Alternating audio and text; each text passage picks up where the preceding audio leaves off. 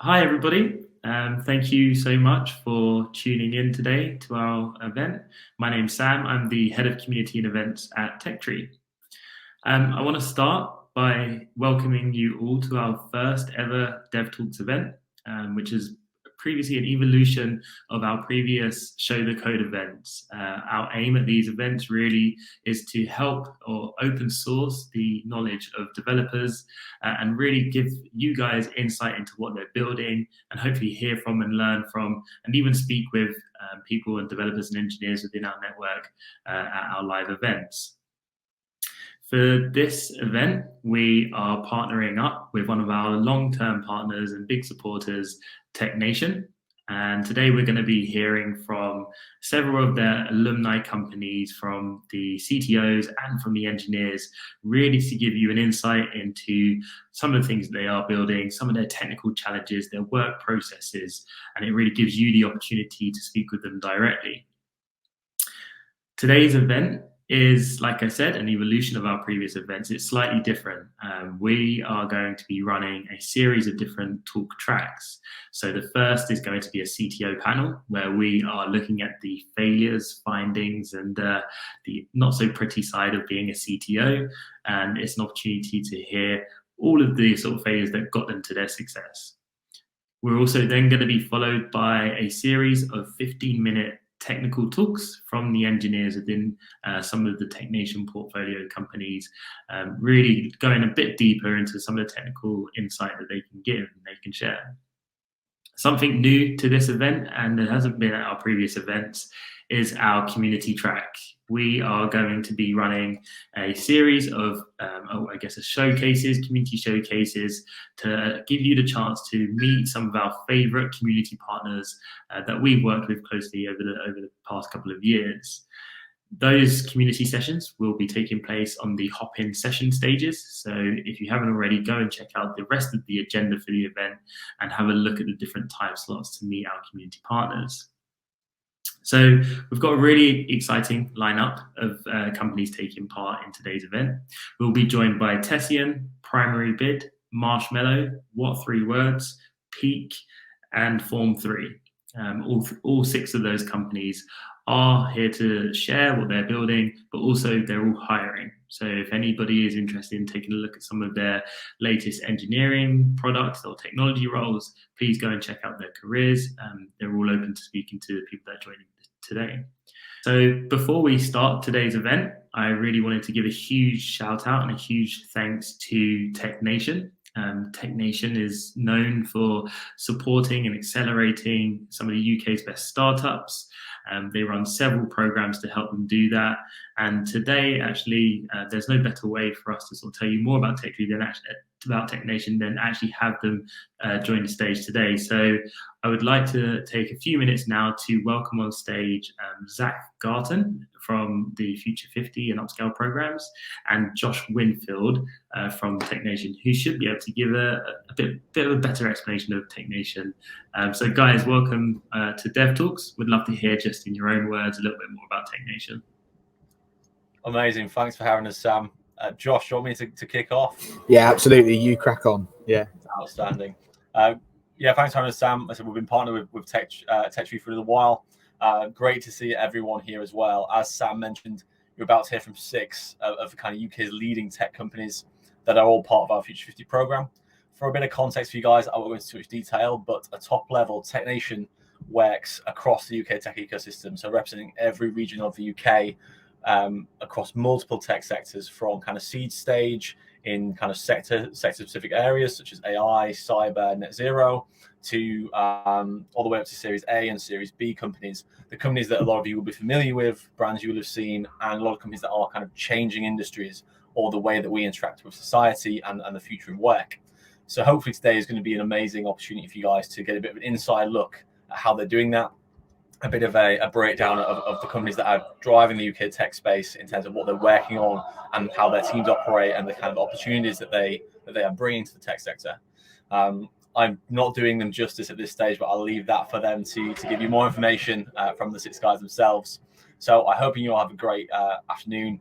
As Sam said, it's an opportunity to hear more and also ask them questions. this is a very open format from everything I've seen to date. So I hope you take advantage of it. On that note, I'll pass over to Josh to give you a bit of a breakdown of how we help some talent get into those companies.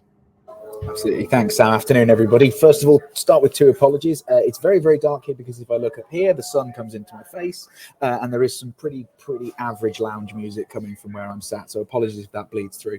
But yeah, as Zach said, a big focus of what Tech Nation does is driving and providing any kind of support that we can to the brilliant tech businesses that exist in the UK, and that doesn't stop where talent is concerned. Everybody is aware, and we launched several reports this year within Tech Nation that talk about the amount of investment that's available within the tech sector within the UK, but actually that there are skills and there are cultures that are very, very beneficial to UK tech businesses that we're going to have to be reliant on overseas countries to provide, and overseas individuals to come in and fill for the next 10 to 20 years or so. And one big way to do that, and a little bit of a best kept secret, is the Tech Nation visa. So for anybody that isn't aware, Tech Nation are the only endorsing body for what is officially called the Global Talent Visa for Digital Technology. And what this is it's a tier 1 visa route. It's attached to an individual, so it gives an individual a huge amount of flexibility, and it allows them and their families to come to the UK, provided that they are coming to work in the UK tech sector. This is open to individuals in business or technical roles. So whether you're coming to be a head of front-end dev, or whether you're coming to be the chief marketing officer in a tech firm, then the Tech Nation visa may well be for you. It's open and available anytime throughout the year, so there's no closing window, there's no quota system, and it is open to applicants from any country worldwide. And what makes it really, really unique is that it caters for a huge range of individuals across the sector. And what I mean by that is whether you are very, very established in your career, we have a pathway called Exceptional Talent. Now, Exceptional Talent is for individuals that have been active within the tech sector across the world or in their home country for many years. They are experienced and likely hold a senior role either in their own venture or in a tech organization elsewhere, and they're widely respected by the wider tech community as well, maybe speaking at events, etc., recipients of awards and so on. Their opinion is very highly thought of. But equally, if you're earlier on in your career, you've just graduated, or you're within the first 5 years of your career in tech, we have the Exceptional Promise pathway. What's very, very important to the UK is not only that we get brilliant tech talent and tech experience into the UK right now, but that actually the future tech leaders, the tech leaders of tomorrow, are being brought in exactly the same way. And so it's very, very important to us that individuals that are relatively new to their careers but making waves have that opportunity too. So in short, I could bore you about the Tech Nation visa for half an hour. I don't propose to do that, but the Tech Nation visa is open and available to anybody is interested to come to the UK and work in the UK tech sector, either at a tech firm or to start their own venture, and available regardless of the role that you're looking to fill. Now, I should explain that as any individual can come. They can bring their family members. They can, provided that they're direct descendants in some way. And if anybody is interested, we have a whole host, or interested in finding out more, we have a whole host of events where you can meet our brilliant Visa alumni. There are about 2,000 Visa alumni now that exist and that are making a huge and invaluable contribution to the UK tech sector. If you'd like to get an opportunity to get in front of them, pick their brains, there are plenty of opportunities to do that. Please visit the Tech Nation website. Or equally, if you're watching this in the UK, you're currently looking to transition off a current visa and extend your stay in the UK. Again, there's loads of resources to be able to do that. If you're an organization that's thinking about an international talent strategy and you'd like some support in putting that together, again, we can support you with that as well. So hopefully the takeaway from what I'm saying is there's a lot of support out there if you'd like to bring international talent in the UK. We're very, very passionate about it, and we'd love to engage with you guys. So the support's there. Please do reach out if we can support. And most importantly, have an amazing day today. There's some incredible people. There's some incredible talks and wisdom that's going to be imparted. So enjoy, and hopefully look forward to connecting with some of you guys soon. Samuel, I'll hand back to you. Brilliant. Thank you so much, Josh. Thank you so much, Zach. I'll let you guys leave stage. Really big thank you to Tech Nation for supporting us today. As both of the guys said, they've got some amazing programs that you can go and check out. Please do feel free to reach out to Zach or Josh on LinkedIn, and also go check out Tech Nation. So yeah, guys, thank you so much. Looking forward to the event. Cheers, guys. Cheers, Samuel. Bye-bye. Thank you. Okay, so guys, now that we've had all of our sort of key intros here, I want to start getting us ready for the CTO panel that we're going to be launching. So to kick things off for this event, we're running our CTO panel called Failures, Findings, and F-Ups. It's a real sort of exploratory conversation into all of the failures or sort of some of the key reasons that caused all of the three companies to be so successful today from a CTO's perspective. Really, we always hear about success stories of startups, especially from the impact that their engineering and tech teams make on those businesses. Today, we're going slightly different. I want to hear about some of their biggest challenges. So I'm going to kick things off by introducing, I think we have two of our panelists as well as our moderator ready to join the stage. We might be joined slightly later by our third panelist. We're going to be joined by Aaron Robinson, who is the CTO of Primary Bid. We're also going to be joined by David Goat, who is the co-founder and CTO of Marshmallow. And finally, our moderator for today is the CEO of TechTree, Pavel Tomchuk, who will be sort of jumping in, asking a few key questions to both of the contributors today. We do, and we are expecting the CTO of What Three Words to potentially join, who might tune in slightly later. But guys, great to have you here live on Dev Talks. Pavel, hello again. Looking forward to hearing your insight through the next sort of 45 minutes. So at that point, I'll leave it over to you guys. Thank you so much for joining us. Thanks, Samuel. Hi, guys. Great to meet you.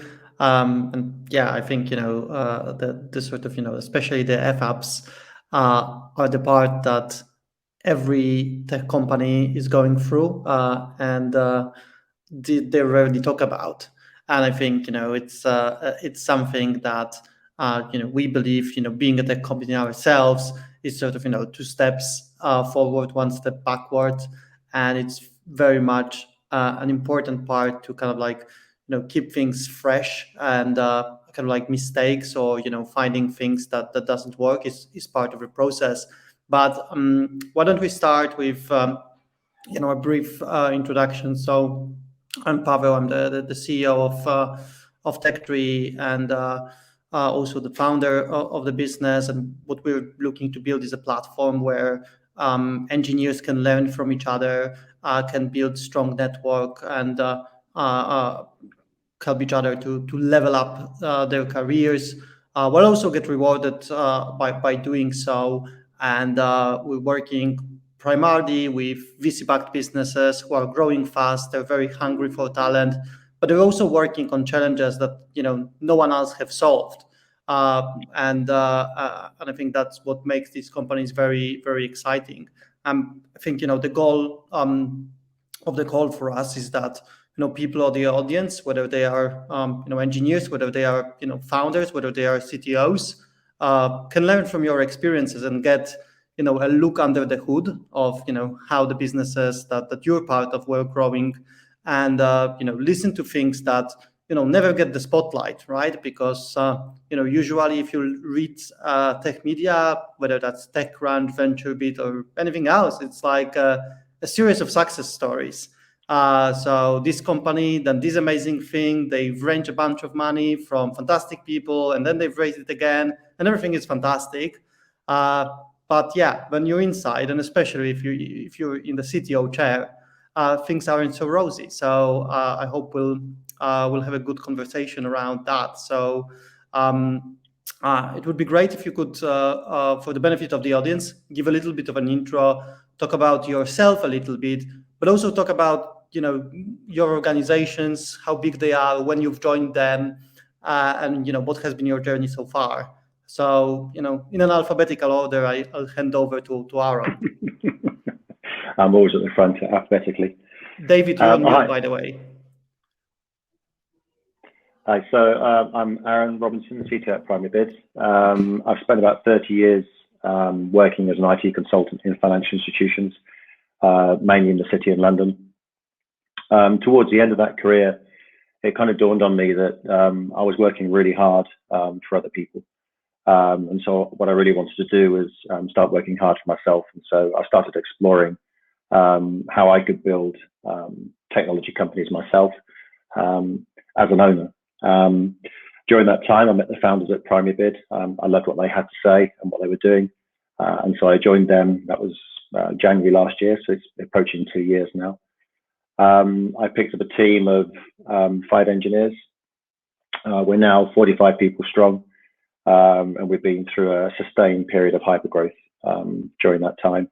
So lots of lessons learned from scaling the team.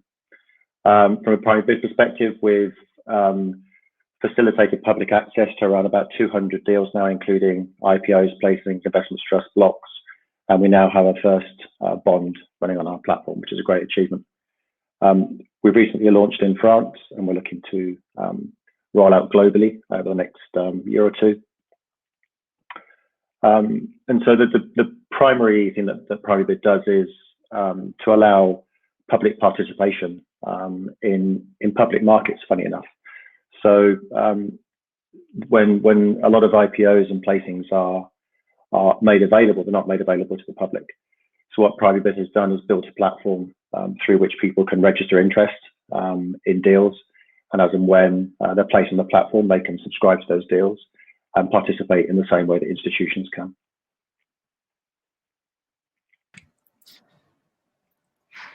I think, Pavel, you're on mute. Sorry, yeah, great overview. David, over to you. Thank you. No, really great to meet you, Pavel, and great to meet you as well, Aaron. Thanks for having me here. Really excited to be here and to learn from the other failures and successes that we've gone around as well. So yeah, I'm David, CTO and one of the co-founders of Marshmallow. We're a leading insurtech. We're on our mission to reduce and one day eliminate the distress caused by accidents and disasters. So over the past 5 years or so, we've been building products to give customers better access to the right level of cover and making that as affordable as possible. So we've now got over 100,000 customers. We've recently completed a successful Series B fundraise that saw us valued at around $1.25 billion. And that's kind of really now given us the financial firepower to go and try and deliver more on our ambitious growth strategy, really. So we're really trying to, at the moment, we're just providing UK motor insurance, and we'll be broadening that out early next year. We're also looking to kind of expand a bit more internationally too in the not too distant future. So as for the team size here, we've grown in terms of the whole company to about 200 people fairly recently. Around 45 of those are in engineering currently. We're hiring quite aggressively, and we've got a lot of open positions there. As for my background, I've primarily been working sort of leading engineering teams and building lots of back-end and cloud infrastructure systems over the past 12 years or so, primarily in sort of small but growing startups. Had a lot of exposure there to lots of micro failures and some slightly bigger failures. And yeah, I think it was a really good experience to kind of prepare you for. I only wish was as easy as what we were talking about, Pavel, with how it looks on TechCrunch. Yeah, well, there you go. So David, like if you were to kind of like point out to one challenge that you've been there from day one, and we'll have Matt joining very soon. Sure. But if you could, just kick things off and the most I don't know, significant failure or challenge. Hey, Matt. Hey. We're gonna get to your intro in a sec, but just to kick things off, David, the biggest failure, the biggest challenge, the thing that you look back and you're happy that it's behind you. What's that? Yeah, I mean, it's always hard to pick out just what's the one because so many come to mind. I think that there's a couple of things that do come to mind. One is, and they don't feel like mistakes or failures or errors at the time. I think it's just like where you find yourself as a company is, particularly in the very early stage, we even found product market fit or even have a single customer. Like you're there building and building away and like not sure exactly like are you building too much? Have you built enough? Like we're ready to go live? And I think like one of my biggest learning from that was you can definitely go live and get active and start getting customers far before you probably think you can. We're quite a small team, and we're probably not at that point very technically advanced systems. For sure, there's a lot to then like do after that and play catch up on, and that can be quite an interesting time in terms of feeling a bit chaotic. But I think it's definitely a big learning is that you definitely can go live with things far sooner than you think you can. Yeah, I think it's something that I definitely want to drill on later on, because I think it's such an interesting challenge with launching any kind of tech product. You obviously realize that it's not what's going to make you $1 billion business when you launch it, but it's also like, it's so arbitrary. There's so little data points on what's enough for the first launch. But before we dig into that, Matt, great to have you with us today. Well, your company is quite recognized, being around for quite a long time. I'm Matt. I'm the CTO at What 3 Words. So I've been here for about 2 years now, which I think I joined right before lockdown hit. So I was kind of on site for 2 months, and then immediately kind of like was managing a large remote team, and then scaling up everyone remotely and onboarding them for like, it's going to be a couple of months and we'll be back in the office. And that the kind of kind of turned out to be interesting as well. Before that, I was been working at like a number of different sort of startups, traditionally around in the sort of B2B to B2B to C space, which is sort of super interesting in itself because you're kind of never sure which B or C you're trying to kind of like please at any given point in time. And then I had a few, I was about 6 years at sort of Google, so working on the sort of big tech thing as well, which has also been good when you talk about failures where like, people in my team get despondent of, oh my God, like we had an outage last night. It's like, yeah, but my friend once managed to take down all of Gmail. Can you beat that? Awesome. Hi guys. So it looks like Pavel did freeze there, but Matt, thanks for obviously giving us a quick intro there. Yeah, I think Pavel was saying, What 3 Words very well known. So I'm sure there's going to be lots of other things that I'm sure you can tell us about. And David, great to obviously hear a little bit more from you. So I think one of the key things that Pavel was going to ask, and probably go around the table, Aaron, have you got anything that comes to mind that maybe was your biggest thing, as Pavel would put it, that you want to see in the past now that you don't ever want to revisit as a CTO? Yeah, just to repeat, David, I think not necessarily the biggest thing, but I'd say a big thing is just making sure that you're building the right thing. I mean, there isn't enough engineering resources anyway, and so let's be clear about the value of what we're building in the first place. Let's get good feedback about that early, and not waste time. Basically, would be my biggest learning. Yeah, of course. And Matt, anything that just instantly springs to mind before I ask a few more questions? I mean, I think the sort of like the most challenging ones, I think, is again that sort of, I think they sort of like, it's actually striking the balance between, are you building the right thing versus sort of, I think doing the sort of the submarining thing, which tech teams will do sometimes, which is like, give us sort of like 6 to 9 months and we'll rebuild everything and then we'll pop back up again and it'll all be perfect. If you don't have that sort of constant heartbeat from the users or whatever, often you'll end up with a fantastically engineered thing, which sort of, doesn't actually solve the one problem it's supposed to be doing, or you'll find that everything has moved on after that one. So I think I'd actually say it's almost a warning sign in a lot of things. If you're not failing, it probably means you're not pushing stuff fast enough and you're not taking, so it's actually getting the right amount of failure. I think you're like, too much is like, you break everything in sight is bad. Too little, and you're actually probably not like moving quickly enough. You're probably not experimenting enough as well. Yeah, no, it's super interesting. I think actually one common sort of thread there, you guys all mentioned like problem solving. It's such a key part of what you're doing. One question on one area that I would love to explore, you all have products, you're building businesses that, are making things that were previously less accessible, more accessible to the entire world, to almost everybody in the world. How much sort of responsibility do you feel as maybe the engineer and, as a tech organization to do right for them? Is it always user first? Is it always, Matt, you mentioned lots of feedback. Is that the approach for all of you? Yeah, I think for me, it's like it's constantly on my mind. I think it's on all of our minds. Like, we're very, very mission focused. We're super kind of relentless in our prioritization, the way we look at how we're going to best serve our customers. And it means like you have to make some uncomfortable decisions and say no to some things which you might like to do, or feel like they might be somewhat interesting, but actually when you're looking at what do you think is going to be the best for our customers and for the next stage of our growth, that's like it can lead to some hard trade-offs, but we're relentlessly focused on that. It's basically the thing that matters most to us.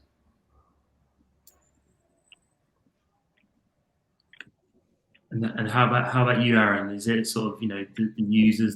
Is that always the core mission for the engineering team? Always thinking about those? The customer is always the core. I mean, we have a number of different customers at Primary Bid. We have the public customers, we have the issuers as well. So we have to balance lots of different requirements in order to produce the right solutions for them, for all of them, basically, I would say.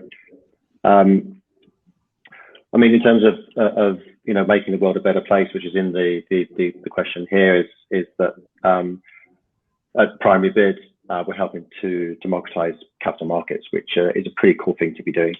There's plenty of that is not available to the public, and it's quite an exciting space to be in. So when you think about the challenges you've encountered, let's start from the sort of the early days, right? So I think a lot of people in the audience, I assume, think about starting their own businesses, joining early stage company. What's different about early stage? Like you are now, all of you, in companies that scale quite successfully. What's the big shift one has to take into consideration thinking about like super early stage versus where you guys are now? I'm happy. I think with really early stage, you really have to make a mark in the market, and I think you can afford to be a bit looser, or you have to be a bit looser with. I would say in terms of quality, in terms of maybe finding out what the exact market fit is. I mean, part of delivering software is discovering what that market fit is. I think when you become a bit bigger, so the quality is very, very important. Becomes into play much more. That's what I'd say. One of the differences is you get more time on the product market fit as well. I mean, not that much more time, but you get a bit more time, and I think it can be a bit more controlled in terms of what you're delivering. I think I like the sort of the crossing the chasm approach, where you're looking at this as well, which, when you sort of start, you've got like you got the kind of like the initial sort of like, kind of ramping of the early adopters who like anything new, and they're going to jump on everything. They're also going to be sort of super forgiving about any mistakes because they like new shiny things. And they're also like, if you go like, hey, I've got this kind of cool new idea, and they're like, sure, why not? Let's try it. And you can get great feedback from them. You also can kind of get the flip side that I found is that, we certainly had a What 3 Words and other startups I've been at. You get this early success with your early adopters who instantly get what you're doing. You're like, this is going to be brilliant. Like everyone, like, like we talk to 5 people, and they're the 5 people who answered your calls who, were kind of like, kind of self-selecting, and you go, and then all we need to do now is just roll this out and we're going to be, millionaires. And it's that kind of thing where you kind of like, when you want to start hitting Main Street, when you start having to knock down like particular verticals and then actually getting over like market barriers and things like that. That's where there's like a lot of the challenges. And I think you kind of like, there can be initial sort of euphoria where you start the company, it all looks like it's going to be really simple. You get a lot of like the core of what you're trying to do out there. And then it's actually, the rest of the work is, you might have got the core of the algorithm, you've got the core of the idea and the basis of the business done, but then taking it to market and actually, just kind of like really kind of making it accessible to people. That's, a huge part of the challenge. And it's that when you sort of like, so I think people tend to get excited and then you drop down, you're like, oh God, then we've got knocked back a bunch of times. And then you slowly sort of build up. And again, I think it's called like people use it, the bowling alley analogy. Then you just knock down like one vertical at a time and you try and sort of like, just get there and, sort of get out to people. Yeah, I think that's amazing feedback. David, you want to share your insights? Yeah, absolutely. I think like the difference I would feel at the moment is like in the beginning, particularly prior to even launching a product, obviously it's like difficult at that point to get like real customer feedback. And there's so much more that feels existential at that point in time, in the sense of, you've got a certain amount of runway or time to get product market fit and find something to launch. And I think, when you're going through that, I guess the analogy is, at that point you're in the jungle running from the tiger, and like, that your time horizon of how you're thinking is basically just like, how do I get away from this tiger? You're not thinking about what's for dinner tonight, or how am I going to sustainably do this thing later? You're thinking really more about getting the thing ready. And obviously at some point you have to come back and look at that and say, actually some of these things need to be rethought to scale properly or to take us to the next level. We don't want our teams bogged down in too much technical debt or having to kind of spend too much time on rework or dealing with issues in triage. That is a problem we sometimes deal with, and we're sort of making a lot of good progress on now. But I think, what we really want is motivated people who are dealing with a lot of value creation, who are really just delivering value for our customers and the business. So like, I think the difference I would see in that very early stage, just because of how existential things are, is you're much more willing to run things like pretty quickly. And obviously that's within the remit of like financial regulation, say, where we are. I'm sure the same for Aaron as well. Which introduces some other challenges too. But yeah, I think that's kind of the primary difference I would take from there. Great. Yeah. So I think, just to recap, what I think, we were saying about these early stages, that one should not be worried too much about perfecting the product at that stage. There are always these early adopters who will work with you because they like new things, but you should not get overexcited with their feedback. There's a self-selection aspect. And, David, something you've said, earlier, you can probably launch much earlier than you think you can. These are the three things I sort of noted. Any other things you would add before we move into the later stages of the business and the challenges that await there?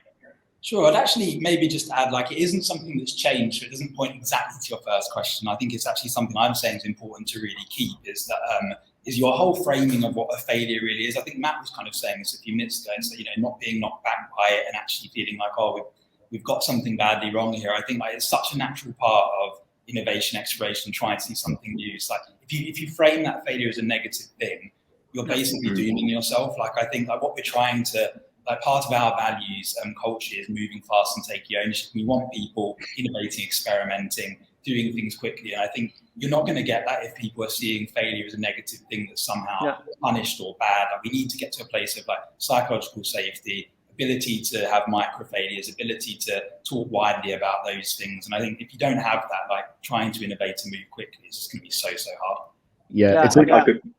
Sorry, Karen. I couldn't agree more with that. It's like, it's pretty difficult with the question about your failures. If I look back over the last couple of years and just see the success that Primebiz's had and how well we've done in engineering, it's pretty difficult to look back on that and find failures. Of course, lots of lessons that you're learning along the way, but categorizing them as failures is quite a challenge for me. Yeah, I think it's also interesting. I think the last 3 startups I've been at have all had in their sort of, like, mission, in their sort of values state, they kind of work on. Every single one has had some variation of make new mistakes as a kind of a core value. And I think that's really important because, there's lots of there that's important. Like, the new bit is important, but also you should be making mistakes, because if you're not iterating and you're not trying stuff, don't make the same ones again and again. But I think, you need to have the appetite for it. And I think the one thing that's also different, again, between the early and the late stage stuff, and I think what's interesting about anyone who's been at an early stage startup is the sure, why not kind of attitude. Like, lots and lots of people have ideas. Only a very small percentage of those go on and actually try and found their own company, that they've got that kind of confidence or that level of, like, why shouldn't someone do this better? And, even with what 3 words, sometimes people go like, that's a really simple idea. And you're like, yeah, it is. And like, why didn't anyone do it before? It's like, well, no one had that thing of, like, sure, why shouldn't we try and change this? Like, I've got this idea and now we're actually going to see it through. That, I think, is the difference. You find that in, pretty much all of the founders that I've worked with as well. I've just got that kind of, like, maybe, that drive, but also that kind of, I guess, belief in what they're doing. Yeah, no, that's great. And I think, my co-founder and our CTO, James, always says that, one thing is, about just failing forward attitude. So, we're failing, but we're learning something. And the failure is considered like, like a scientific experiment. Like, if you didn't prove your hypothesis, it does not mean that, you lost time. You actually found out something that is important for your next hypothesis, and so on and so on. That, I think, we're definitely on board with that. One thing that I believe is important, and is also build culture where this view is considered as something, as like a mantra, not only for you as the leaders or founders, but also for the rest of the team. What have worked for you? Because clearly, your organizations have iterated a lot and they are successful. What has worked for you in terms of just injecting this attitude that maybe is not very natural for someone who's not a founder, and a lot of engineering sort of teaching is focused on best practices, clean code, creating things that don't break, etc., rather than maybe pushing things out fast. So I'd be curious to understand how you're shaping your cultures to make this attitude consistent across the whole team. Yeah, I think this is, like, a fascinating topic. Honestly, it's one that we spend quite a lot of our time thinking about. Is as we grow and evolve, how can we not lose some of that, like, hunger from the beginning, or that desire to continue to move quickly and to be able to iterate. And I think a lot of that comes structurally from the way we try to set up our teams. And, like, when you have small cross-functional teams that can have a lot of locality and decision making, have very clear mission and purpose, and know kind of where they're hitting, all the right skill sets are in the room. I think you can kind of facilitate a lot of that. We can have those local autonomous conversations, make decisions and move quickly as long as they've got really clear mission statements and alignment between what objectives are. So some of that I think we solve kind of structurally. And we just really value giving those teams as much autonomy as possible within certain guardrails, obviously, and making sure the right people are in the room from, say, compliance or from kind of finance to make sure that within those guardrails things are going in the right direction. I think when we think about evolving our values, I listened to a great podcast not long ago actually about how Facebook had the move fast and break things bit and then drop the break things part kind of thing. It was they got to a point of evolving where they realized they were more of like the infrastructure around communications, and like probably the break things piece was not as acceptable at that point in time. They reached a level of maturity where there was a lot at stake if they got those kind of things wrong. And I suppose as you grow and get a little bit bigger and you're servicing more customers, you become more important parts of their life in like a financial sense. But there are some things you maybe have to look at in a slightly different way when it comes to quality and stability and things like that. But broadly speaking, I think we're just trying to really keep for our principles of rapid iteration, talking about our failures a lot as like a leadership team and role modeling that, but all the way through the company, like really encourage everyone to talk about what they've learned, what they got wrong. We even have like a bi-weekly company-wide, like we call it a product failures and learning session, basically, where like each product team talks about the things they got wrong and things that they learned and then what they're getting right. And it's just to kind of normalize talking about constant experimentation. About giving confidence to the people as well is that we get new joiners that come in with relatively little experience who don't feel confident to try something out, and encouraging them to do that. But we get this from equally experienced people that come in from corporates in particular, who are just not used to being in a world where you can try things and fail. And so it's in a startup world, this is one of the great things about being there, is that you can afford to experiment a bit more and learn from that rather than being too tightly controlled. Yeah, well, just to drill into that, Aaron, a little bit. So when you work with these people who come from bigger, more stable organizations, but I think in your area of the world, it's probably that what you're doing. Quite a lot of people were on the bigger companies side. How do you make them shift their attitude? Like how do you support the people to change the way they work and how they approach making mistakes and trying out new things and increased ownership? Mm-hmm. So the first thing we do when new joiners arrive is that we'll place them as an engineer in a product team. So no matter their level of experience, they could come in as a very senior person. They need to understand how a primary bid works, how our processes work, the architecture. And the best way they can do that is to start coding and experiencing what we do in the way that we work. So that's one way in which we can ease them into the process, particularly if they come from a much more structured and flexible setup. Yeah, great. Matt, any thoughts on that based on your experience? Yeah, I mean, a lot of it is, I think, as leaders, I think there is a sort of a lot of subtlety around, I guess, how you when you have when how you present the stuff and how you contextualize it and how you talk about it with people. Because again, going into if something has gone down, then it's like, okay, what did we learn? What was the context of our decision? Would we have changed anything? Obviously we've got new information now, but would we broadly, did this make sense at the time or not? And again, also just working with the rest of the company to something. I think people like having good communications around this. As a company, you say, look, you hold your hands up and said, we tried to push the thing, it didn't work, or this had an outage. There was whatever the thing was. Just being really clear, taking ownership of it, and just being quite factual about it as well. And then when you're pushing down, talking to people, again, it's sort of being less of a kind of there's a difference between a sort of accountability culture and a blame culture and things like that. And I think you basically, if you sort of set the tone in terms of how you talk about things yourself as a leader, and also how you talk to the people who work for you, you sort of set the expectations. I think people generally end up following that as well. Yeah, great. And guys, the sort of say opposite angle of that direction is one of the sort of fundamental truth about startups, as it's repeated, its focus. So how do you balance giving your teams an opportunity to experiment, have ownership, try new things, why not attitude, with the fact that you need to be relentlessly focused? There are a bunch of very aggressive VCs looking at you. There are probably a lot of people that are not tech who have their own priorities in sales or other areas of business who put the pressure on you to hit those metrics, to help them launch products, etc., etc. I think as you scale, that becomes an entirely new challenge, because in the early stage we discussed, it's all about creating something, launching it, experimenting, and finding a bit of attraction. But as you later in this stage, how do you balance these new dimensions? I think for us, we've had a mixture of what I would consider successes around how we've tried to continue to encourage innovation and give autonomy and freedom, and try to kind of cultivate that experimentation mindset. Part of it has been the more maybe traditional, like we can run some hackathons, and actually we've had some pretty successful things out of that, like initiatives that have actually grown into really big kind of things. Like, for example, a fraud model that was built in just like a couple of days that now really forms like a key part of our core fraud prevention detection strategy. It's grown out to have its own team around it now, and it's really, really important to us. And that literally was built over a couple of days by 5 or 6 really sort of invested in smart people who kind of really figured out they could build something meaningful there.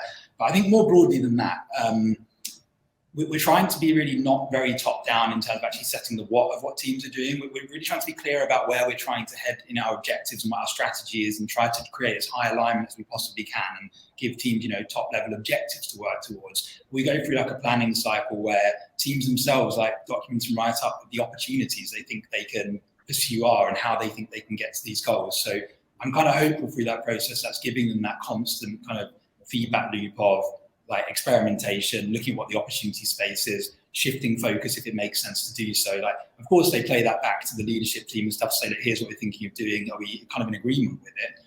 And there can be like a two-way dialogue there, but a lot of it is very kind of bottom-up driven of like the what of what we're actually going to do to try to get to this goal, which I think can hopefully really encourage quite a lot of experimentation mindset within the team.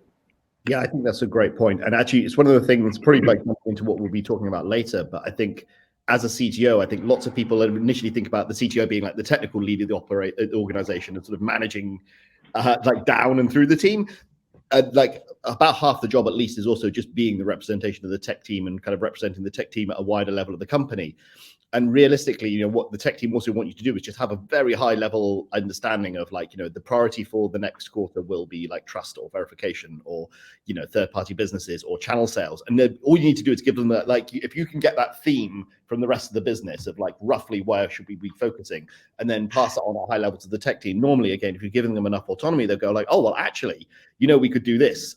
They want a little bit of context. They need the context of the business of what you can do as a CTO. And then often you can, again, if you have a good team and you've structured it well, you can give some fairly sort of high level, like something in this direction of like third party support or, whatever it is, or actually we need to work on our B2C side this quarter. And then people will actually sort of like be able to push up ideas as much as stuff coming down through as well. And again, being less prescriptive about the how as well. People tend to get very like deterministic about how you should be building stuff. And if you can be quite results and goal orientated, then they can really surprise you in how they'll get there. You have to find the right balance there. But just going back to the original question, is that it really does depend on the project that people are on. If you're working on something regulatory, there's less room for experimentation there. But I think it's easy to lose sight of what engineering's role is. Ultimately, we're here to serve value to the business. And one part of that is actually understanding technology. So you need to give the engineers time to experiment on new things so they can best deliver solutions for the business in a more efficient way or a faster way, whatever it is. So you have to allow that experimentation as part of the normal allocation of time. Yeah, great section, guys. I think that's one of the challenges that I think a lot of companies are going through, and it's not very easy. And one challenge that I believe a lot of organizations were going through in the last year and a bit was how to combine this transformation that you were talking about. So you were all talking about like a strong sense of very particular culture and attitude. How to achieve that when on one hand your organization is growing quite fast and you stop being in one physical location. Like, what's your take on remote work? What's your take on how what you've just shared can transpire in an environment where people are maybe not necessarily working from the same location. I'll be very curious to hear about, your experiences. So, how you handled the situation when it was impossible to work from one location, but also what you've done after, whether you came back to an office, whether you have some kind of hybrid, and what are the challenges and opportunities you see in this big shift that is taking place. So I'm happy to go first. So in the engineering team at Primary Bid, we're remote first. But we actually began remote first before COVID started. So actually we were pretty well prepared by the time COVID came in.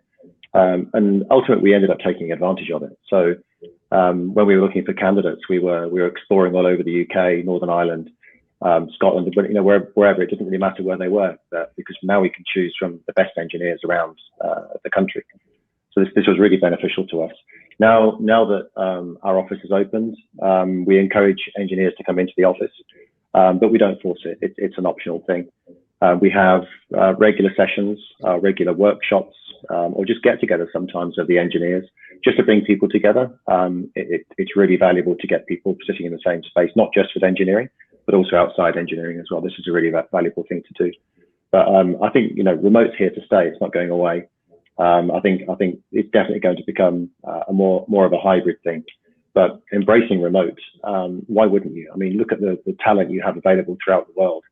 I mean, it's only through regulatory and tax restrictions that we can't employ from a wider group of people. But I think it's worked out really well for us.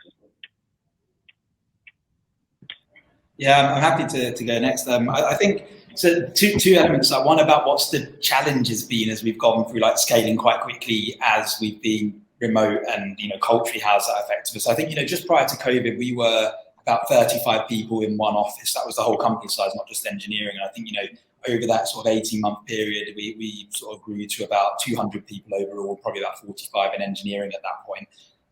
Most are obviously being done, fully remotely through the various lockdowns, and that was tough. Culturally speaking, I think there was a lot of focus in the company on how are we going to do this as we grow this much, and how we're going to kind of really get a sense of how our culture is evolving, changing, how new people kind of adding to our culture, how can we preserve the things that we really highly value. And I think it'd be live to say that was an easy thing. It was a constant challenge with a lot of thought about how we can try and work together to do that, and make our onboarding process as clear as possible, talk very clearly about what mattered to us and why. Just sort of really try to role model the values that we wanted to live, and actually behave in a way that doesn't just put those values up on a board somewhere and print them out and say that's what we value.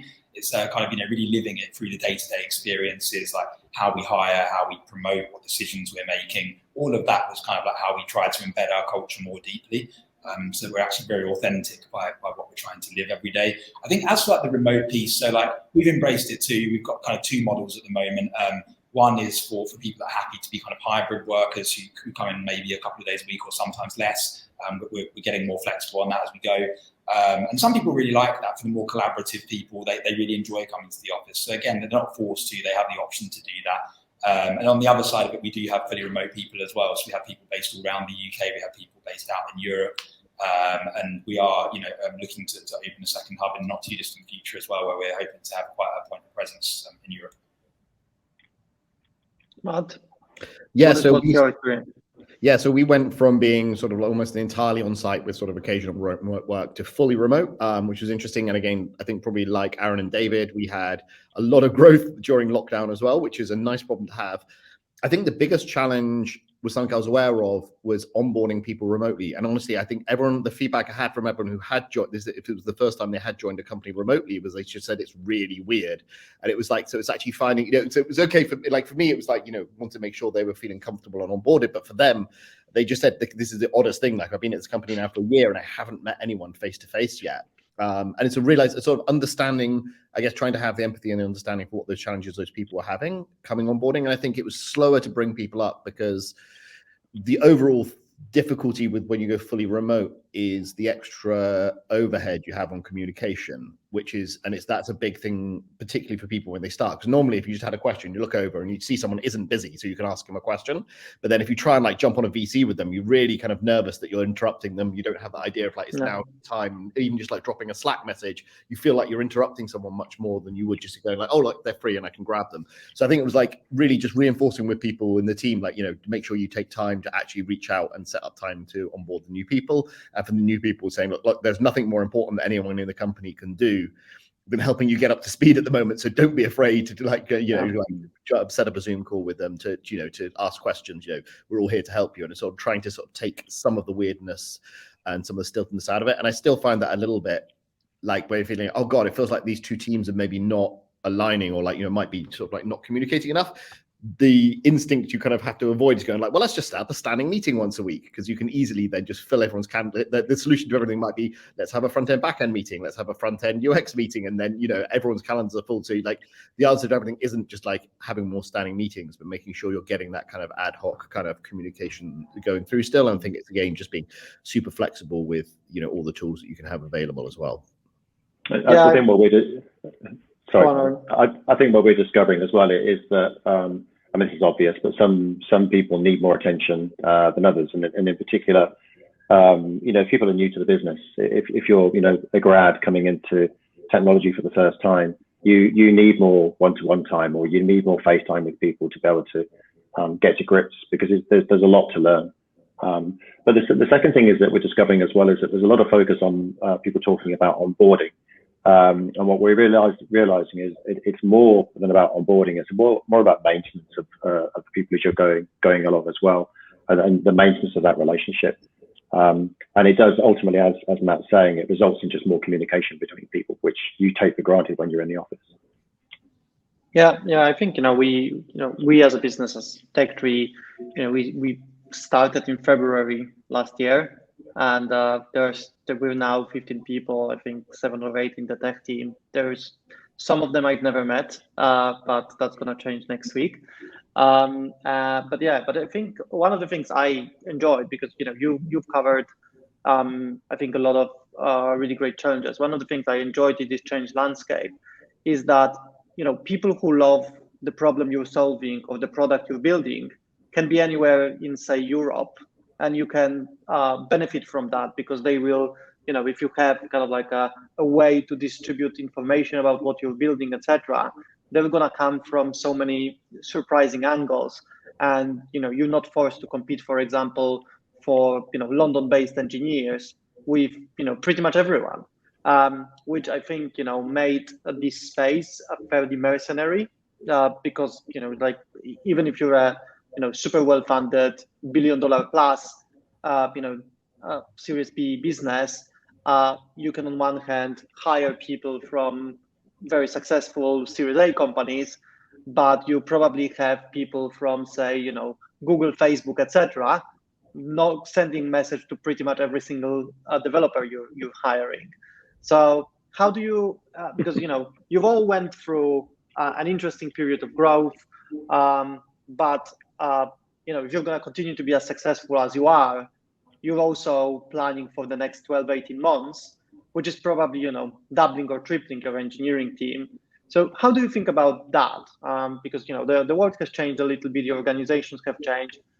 How do you make sure, you'll be attractive for people? How do you make sure you will be able to keep the people that are core of the team?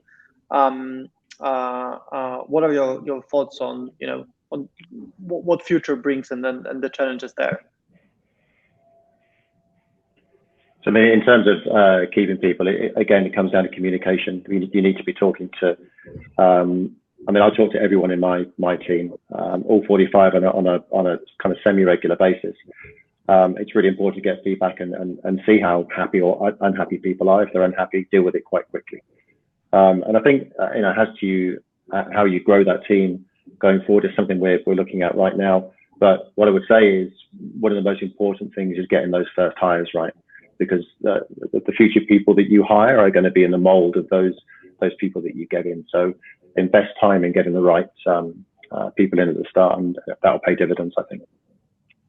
Yeah, great. Great point. I agree with a lot of that. I kind of think as well, for me, it's about actually trying to promote the environment we're quite proud of creating, really. I mean, we're lucky to work with fantastic people. I think we've you know, by a lot of luck and some judgment, we've hired a fantastic team. And I think, you know, people probably do want to just come and work with smart, ambitious people who are driven by what they're doing, get a lot of autonomy and are actually working towards like lofty goals in a sense in terms of our mission to reduce and one day eliminate the distress caused by accidents and disasters. It's like a pretty big long-term goal. You know, it might not quite sound as sexy as, say, SpaceX's mission or something like that, but it's meaningful in a sense, right? Like society, it creates meaningful value for society to not have to go through that level of distress when those things happen. If we can find ways of preventing and improving the experience they go through there, that is like meaningful work. It gives you social purpose. I think if you're coupling that with working with smart people who have a lot of autonomy and you actually get to kind of learn a lot in the environment you're in, you're bettering yourselves, you've got a lot of meaningful work to do, and you can drive a lot of that and have some level of flexibility around it, like the remote work we've spoken about, and like the sort of working patterns we have. And, you know, of course, it's there as well, which is about, as you pointed to at the beginning, compensation. You need to make sure that's fair and it's where the market is and that you're treating people fairly and equally there, and you're not taking advantage of them. It's, you know, I think that's just a baseline. You have to be doing that. It might not be that you can compete with, say, the Facebooks and Googles of the world who just have the extremely large checkbooks, but not everybody wants to be in those environments either. That might be a different demographic. Yeah, I think that's a really good point. Is just attracting the people who are kind of like going to fit in anyway. In the sense of like, you know, because I worked at Google for 6 years, and by the end I was bored senseless. Because you know, you literally they hire the smartest people in the world and get people to click on more ads, and it's, you know, it's utterly unfulfilling for a lot of people. And some people, yeah, if you just want to earn a lot of money and that's fine, you can kind of go there. But I kind of like left, and I love the startup, and you know, I'm kind of here now. I think everyone, like, there's a book by Daniel Pink on motivation, which is great for this. And really the three things for anyone to be all sort of motivated and engaged in their job is really simple. It's autonomy, mastery, and purpose. So the autonomy, they've got the space to do what they want to do. And the mastery is they feel like they've got something they're going to learn and grow in that environment. And the purpose, they're engaged, they believe that what they're doing matters. And again, I think for all three of our companies, we have that. And I think we engage, I found that for our company, we can say I've never worked at a company where you come in and you find out that you've helped rescue 3 people off Snowdonia over the weekend. That's kind of interesting and it's different. And for both the other companies have that same thing as well. And it's also about getting the feeling that there's a place that they will grow and learn things, and that they'll be able to kind of make their own decisions and things like that. And that's the people we want to attract as well. Yeah. And again, it comes down to taking advantage of being a startup. Like you can do things that the bigger corps can that you might be competing with in terms of packages and things like that. There's lots that you can do and lots of freedom that comes from being in a startup. Yeah, and I found the autonomy to be really motivating. I mean, the first time I was ever in a startup, I was came there and I was like, oh my god, so we had a big problem. We needed to hire some computer vision researchers, and I looked at this, and eventually I went to the founders and went, I think we need to do this, and we need to hire some more people. And they looked at me blankly and they went, Matt, you're the CTO. You tell us, do we need these people? And I'm like, yes, we do. And it was like, oh wow, I can just, I'm going to be I'm going to be trusted to do things, and I'm going to be able to run this team and build it like I want to do. And that was, that was hugely motivating for me personally. And then just the other two are nodding their heads at that as well. So. Yeah, well, we'll get to a bit of a personal question about your role at the end and how it's evolving. And how it's maybe different to the other roles you've had. But one more thing that strikes me is that you are on a new mat. When you were talking about being attractive, you both mentioned that your organizations are doing things that are making something possible that wasn't possible. So kind of like some mission. So in the primary bid case, amazing, an institutional asset to be available for say ordinary people. You've mentioned saving people's lives, and you've mentioned a bunch of other things that you try to communicate to these people. How do you what's your organizations are, when they're successful, every VC business is extremely talent hungry. How do you make sure that people hear you how do you make sure that you're, because it's a different thing to grow twice when you're 5 engineers to 10. It's a different thing to grow from 45 engineers to 90 or 100, and it's a different thing to grow from 100 to 200. And as we see, it's not uncommon that these kind of transformations are happening within 12 months. So how do you make sure that you are attractive to talent? What's the best way to, if there are people who are on the audience and they are interested to solve challenges that you're working on, like, yeah, how do you reach them? You do CTO panels like this? Sorry? You do CTO panels like this? Yeah, well, one way, definitely. We're happy to help with that. But I'm sure it's not enough, as much as I believe in its power. I know the question wasn't specifically directed at me, but I kind of wanted to add, like, part of what motivates us is a lot of underserved segments in insurance. I think, for example, where we started with migrants, they would typically charge about 51% more for their insurance for no other reason than being basically born abroad. And we found lots more examples like that. So the Independent released an article earlier this year that said that 1 in 5 adults in the UK have less than £100 to fall back on in their bank accounts. And for us, that really just highlights the importance of making affordable financial products and driving the cost of insurance down. And I think a lot of the incumbents haven't been doing that. They've been making record profits over COVID. They've over years and years haven't really been product centric, haven't really been thinking about how to actually use technology and do the best things for users and customers. For us, they're the kind of things that drive us, right? It's the solving the distress people feel when they get into accidents, have some kind of trauma in their life, whether that be in their car or elsewhere. And how can we get that mission statement out there and kind of sell that to the world around us? I think it's a huge problem, one of kind of employer brand and the competitive market we're in. And yeah, I agree with Aaron. You try and engage through forums like this, but I think there's a lot more we need to do to be active with communities as well, to kind of talk about the good that we're doing, how ambitious we think our mission is. And we're just keen to get that message out there and try and kind of show people through, like, give people a window into our world and show them that there's interesting work going on here. Yeah. And you've mentioned also things like, hackathons, etc. Is it the kind of thing that you continue to do, or publishing some engineering content, mentoring, stuff like that? Are these the kind of things that you would do typically to share this message, to sort of differentiate yourself from essentially like hundreds of other companies that are 5, 6, 10 years old and are solving important problems? Because let's be honest, like this space is super crowded, and it's definitely the developers have choice where they want to go.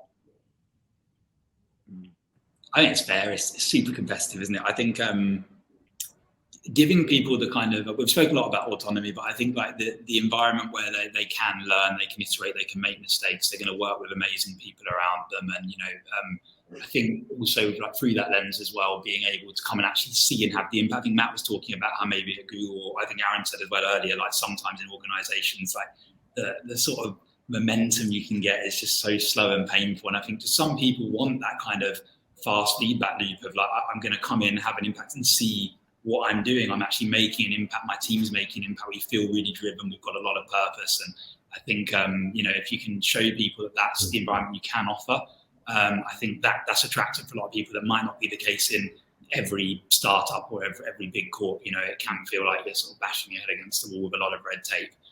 And I think we work hard to not.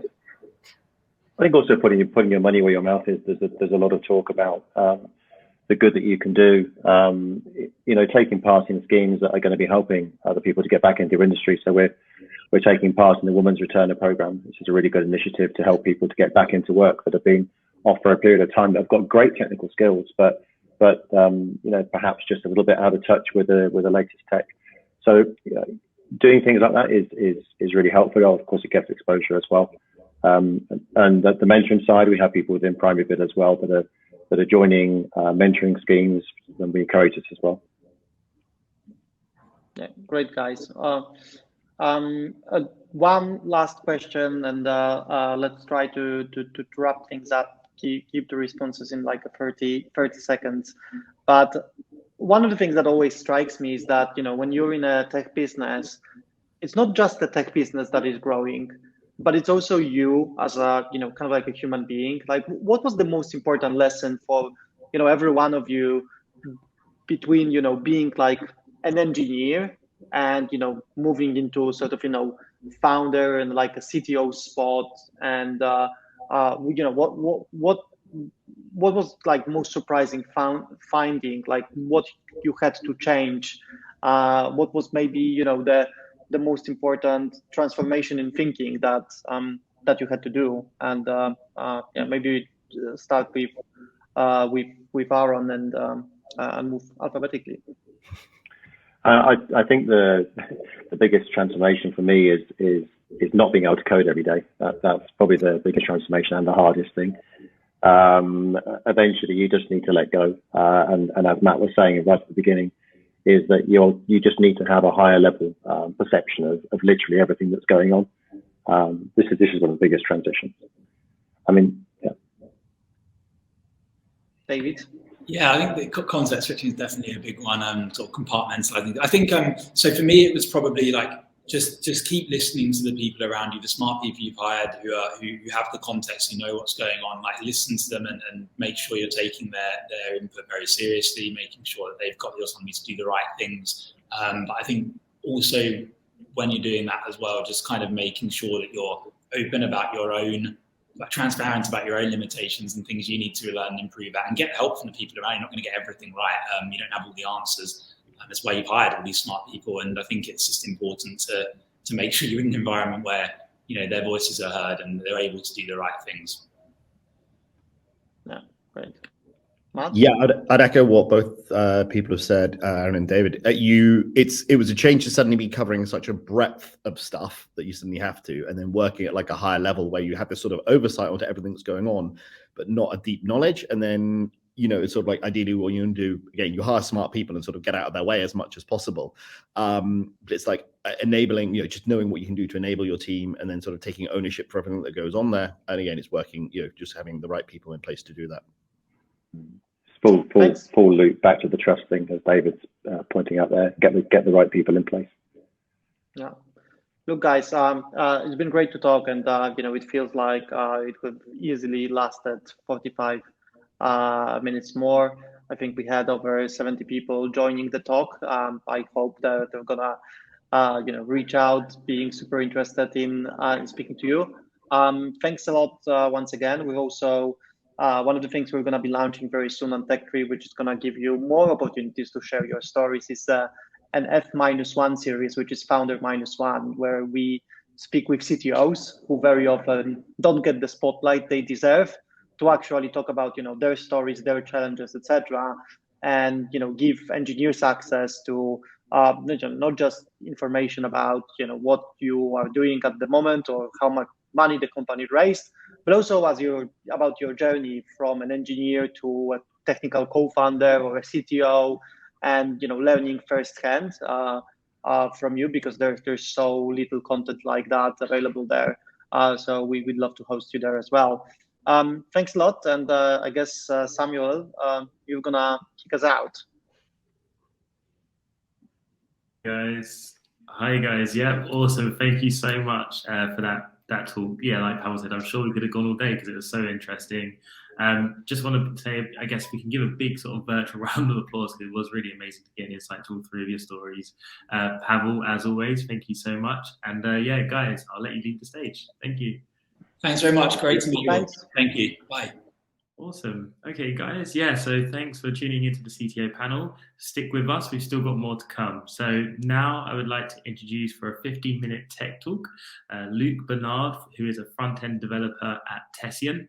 Luke's going to come on stage and tell us a little bit more about encouraging everyone to think about A11Y. I'll welcome up Luke now. Hi. How's it going? Hey, Luke. Thanks for joining us. Really look forward to hearing from your talk today. Just as a recap, Luke is going to give us a 15-minute sort of tech talk, an insider into A11Y. Luke, really the stage is yours, and I'll leave it there. You should be able to share your screen, and we'll be able to get up on stage as well. Great. Thanks very much, Sam. Thank you. Hi everyone, I'm Luke. As Sam mentioned, I'm a front-end developer at Tessian, where our mission is to keep people protected when sending or receiving emails. Thank you, TechTree, to allow me to do this talk. This is something I'm really passionate about, so it's nice to have the opportunity to talk about it. So what do? I work on Tessian's web app, which is used by our customers to configure and track the performance of the Tessian platform. So that looks a bit like this. And one of our values at Tessian is human first. And today I'd like to talk about something that is very much aligned with our human first value. And that is encouraging everyone to think about accessibility. So I'd like to take a moment here to ask you, the audience, what does accessibility mean to you? So feel free to enter 1 or 2 words in the private chat. It could be as simple as a single word or a sentence. I'll give you a few seconds.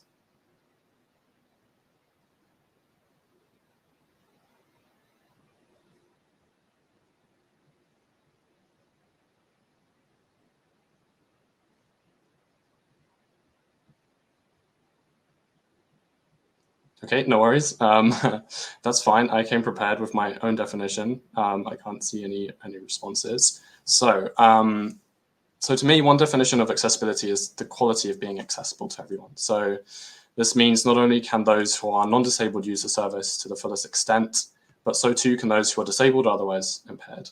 So the users typically affected by the lack of accessibility within a service are often those with a disability or impairment. One way to think about it is that the service is the thing that is disabling. Without accounting for everyone, the service is effectively broken for many people who have different requirements compared to the majority. I could spend a lot longer talking about accessibility specifically, but today I would like to talk about something that I'm trying to do personally within my team at Tessian, and that's encouraging everyone to think about accessibility. We did actually have a few entries from, sorry, I'll continue anyway. So yeah, this is the topic of my talk today, and I'd like to start by talking about some of the assumptions that we have fallen foul of making whilst approaching accessibility. So let's get going with those. So the first assumption is that accessibility can be done later. The second is that it can be done more quickly. And the third is that it can be done entirely by web engineers. So quickly covering these 3 assumptions, starting with accessibility can be done later. So given our tight deadlines in launching products recently, we assumed that to deliver an accessible app or feature, the non-accessible version could be delivered first. So unfortunately, this effectively excludes a proportion of users from our feature launch. The second point is that going back and reworking an implementation that is non-accessible could be more costly overall than if it was thought about in the first place to the fullest extent. The second assumption is that accessibility can be done quickly. So planning for accessibility takes time. Getting accessibility right in your app will take a significant amount of thinking and planning, and time needs to be dedicated to that. Each page and component should be considered when thinking about accessibility. It seems obvious, but it's easy not to when you haven't got a concrete process in place. And not to mention the actual time that it takes to implement it itself, which does take longer alongside user testing, which should be targeted at accessibility specifically. So overall, doing accessibility right requires planning and time to do it effectively. The third assumption I wanted to mention today is that accessibility can be done entirely by web engineers. So the thing with this is that each engineer will have a differing level of amount of experience when it comes to accessibility. So when they implement components and pages, that experience will be accessible to them, but it will vary from developer to developer. Some of this can be ironed out in code review, but if the entire team isn't, corralled around the idea of improving accessibility, this might not necessarily happen. Another thing is that other stakeholders should definitely be involved in certain decisions. So ideally, the entire team can be involved, from the back-end engineers all the way through to the product manager. We involve our designers, and actually our designers at Tessian are very much motivated to bring accessibility in their designs, which is great. But we know we can do more, and we want to improve on that in the future. Overall, we think anyone in the team can have an impact on accessibility, not only the front-end engineers and the designers.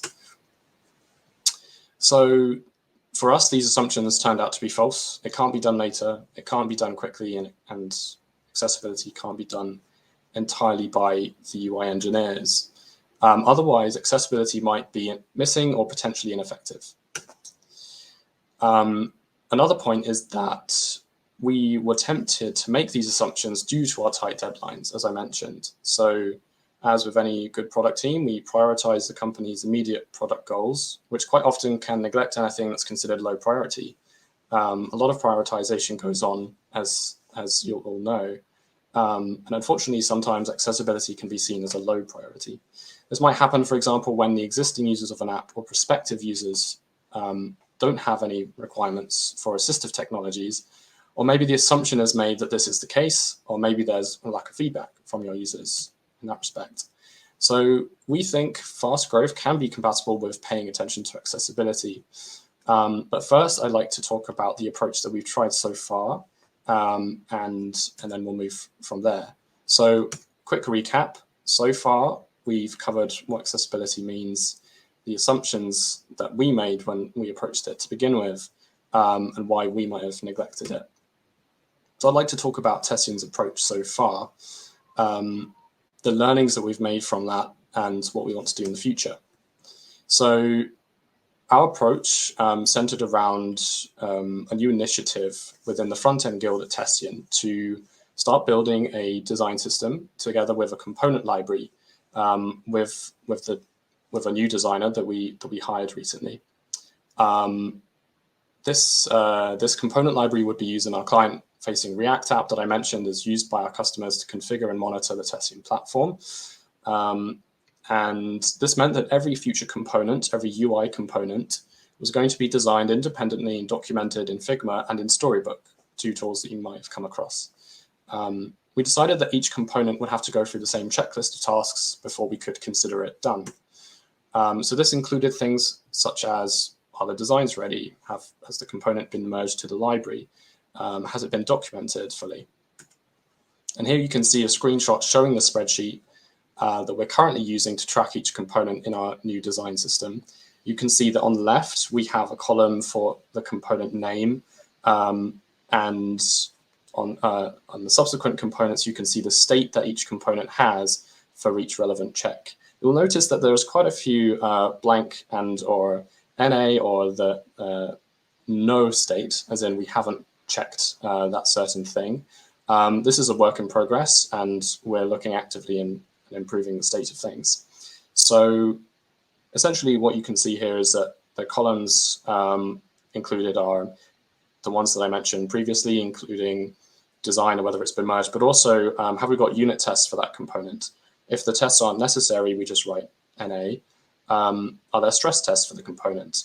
Is the documentation adequate with documentation around the properties and examples for that component? So that is, in essence, how we are currently tracking the state of each component with respect to these things. And as we became more motivated about doing something for accessibility in our app, and believing we should embody Tession's human-first value, we wanted to make room for accessibility in our planning. So we added items to the checklist that would make sure that those things get covered. So the first item we added to the checklist was, has the component been tested by a developer to meet the expected accessibility requirements, as you might expect? Has the component undergone some kind of automated testing? And has the component been documented such that a developer knows how to ensure that in future new instances of the component used in other features can meet accessibility requirements of that feature? So this checklist became a great source of truth for the remaining work required for each component, whether that's accessibility related or otherwise. What does tested by a developer mean here? I kind of glossed over that and the testing process.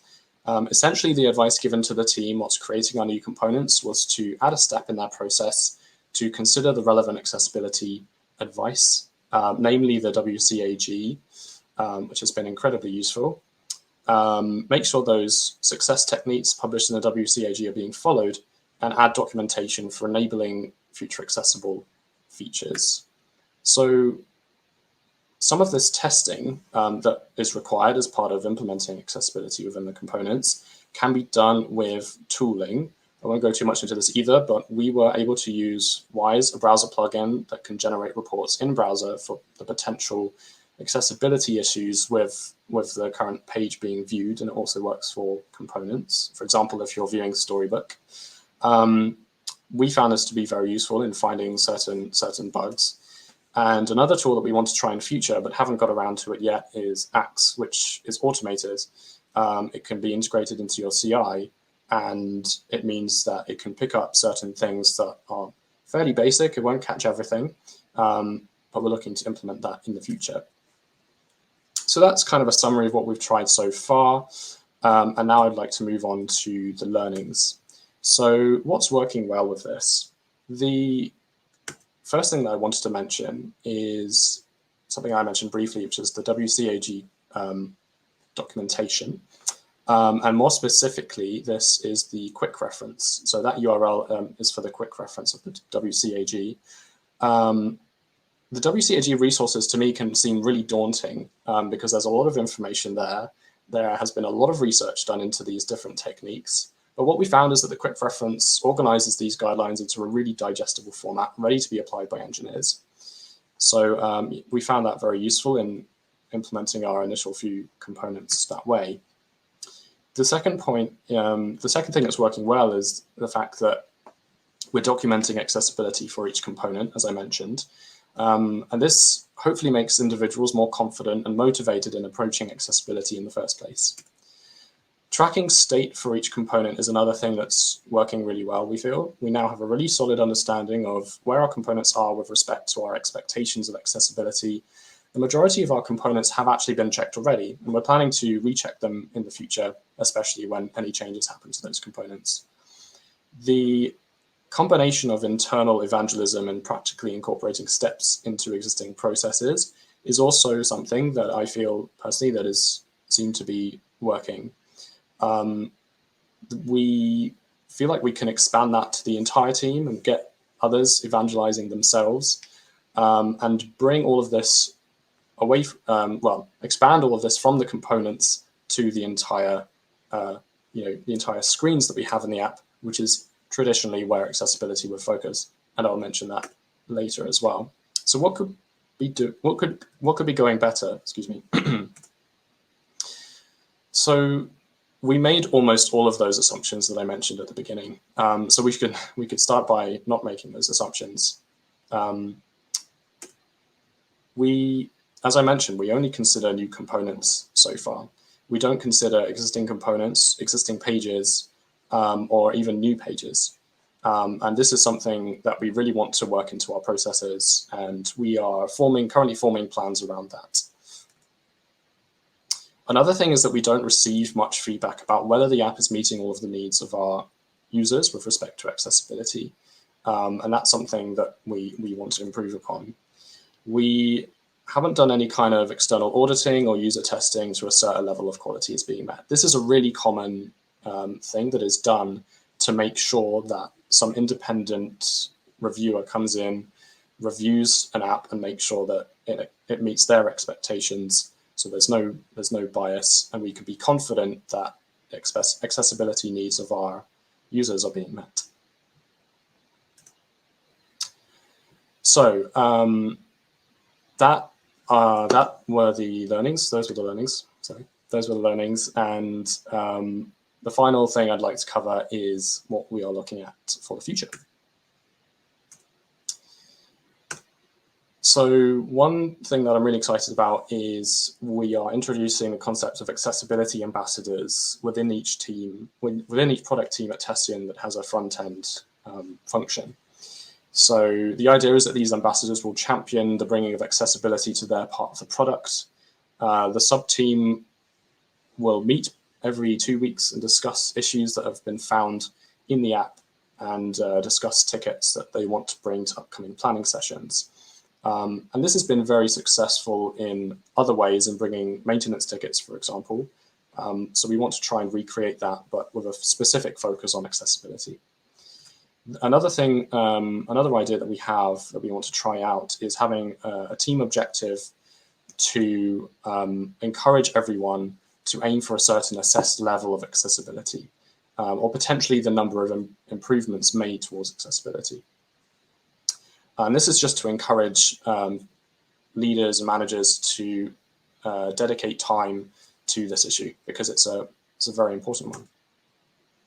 And as I mentioned, we want to try external auditing and user testing. I think this will become more relevant once we actually have a process that aims to increase the state of accessibility. Otherwise, the testing is almost redundant. We know we haven't been the best in approaching it, but this is definitely something we want to try moving forwards. And obviously, I'll continue to do my internal evangelizing and encouraging others to do the same. So before I wrap up, I just wanted to mention some resources that have been super useful to us in this process. One of them I've already mentioned is WCAG QuickRef. I recommend checking it out. It is actually quite digestible. If you're writing a new component, you can actually go into the QuickRef and type in the name of that component, whether it's modal, dialog, button, text, and get some really good information and success criteria and techniques on how to implement that in accessible ways. And the second one is a really awesome resource. It is the UK government website for accessibility in digital. And yeah, I recommend checking that out if you're interested in learning more about it and doing it in practice. So that's the end of my talk. Just a reminder, I'm Luke from Tessian, and Tessian is hiring, and we're hiring front-end engineers very soon, actually. So we'd love for you to reach out to us. Feel free to reach out to me personally via Twitter or my website or LinkedIn if you prefer. And yeah, that's it. Thanks very much for listening. So next up, we have another 15-minute talk, and this time we have Numan Ali, who is a software engineer at Primary Bid. So I'll welcome up Numan to join the stage now. Hi, everyone. Hi. Numan. Thanks for bringing me on, Sam. Hi, Numan. And yeah, thanks for joining us. It's great to have two people from Primary Bid today. We had Aaron, obviously, in our CTO panel, and Numan, I know you're going to be talking more about sort of developer happiness in a sense. So really the stage is yours. I'm sure you'll give plenty of background, and for anyone that does have questions for Numan, please add them into the chat and I can pull them forward at the end of Numan's talk. So Numan, over to you. Can I just, okay, perfect. So yeah. The screen is up, right? Right, give me 1 second, guys, so I can get to my section. Right, cool. First of all, if you can see me, just for you guys, I've put on my holiday shirt, right? You know why? Because this is a talk on happiness, right? So I want to be in a happy state of mind and just, you know, be in that place which you feel like, you know, you're sipping a margarita, whatever it is you do when you're happy, get yourself in that mindset, because we're here to talk about what makes us happy as developers. I mean, it says developers, right? My own team bashed me for saying developer. It's actually engineers in general, QA, dev, etc., all of them. So first section, let's hop onto it. Who am I? I'm a software engineer at Primary Bid. I lead project-based teams to deliver on an estimated schedule.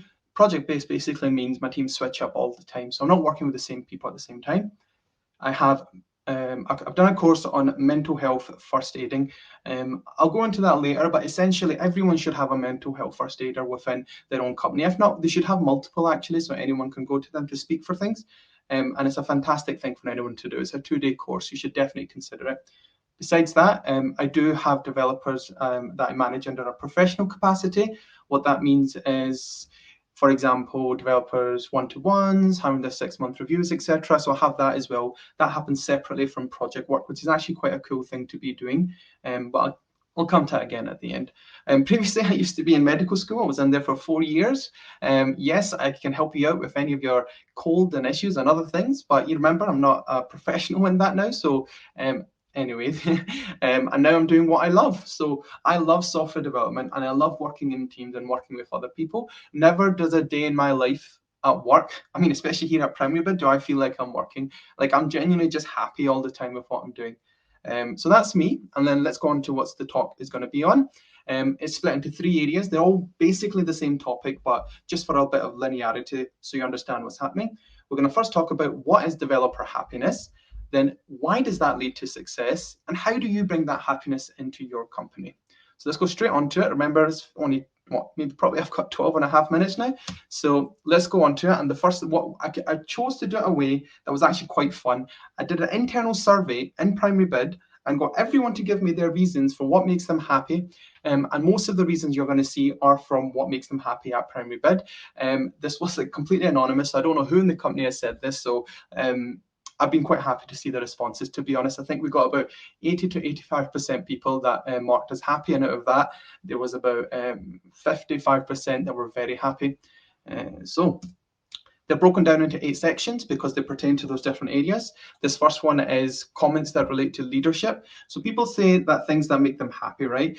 When they have great leaders. So you see here, we've got our tech leads are awesome and our CTO cares. You want to make sure you've got that because it makes people feel appreciated, not just from them around them, but right up from the top. The other thing that pertains to the people in a leadership position is making sure proper time is allocated for tasks, appreciation from the top on the importance of testing. Obviously, this is one of our QA team. Flexibility to accommodate unplanned tasks, again, increasing deadlines, etc., being responsive, being the ones that are able to calm people down.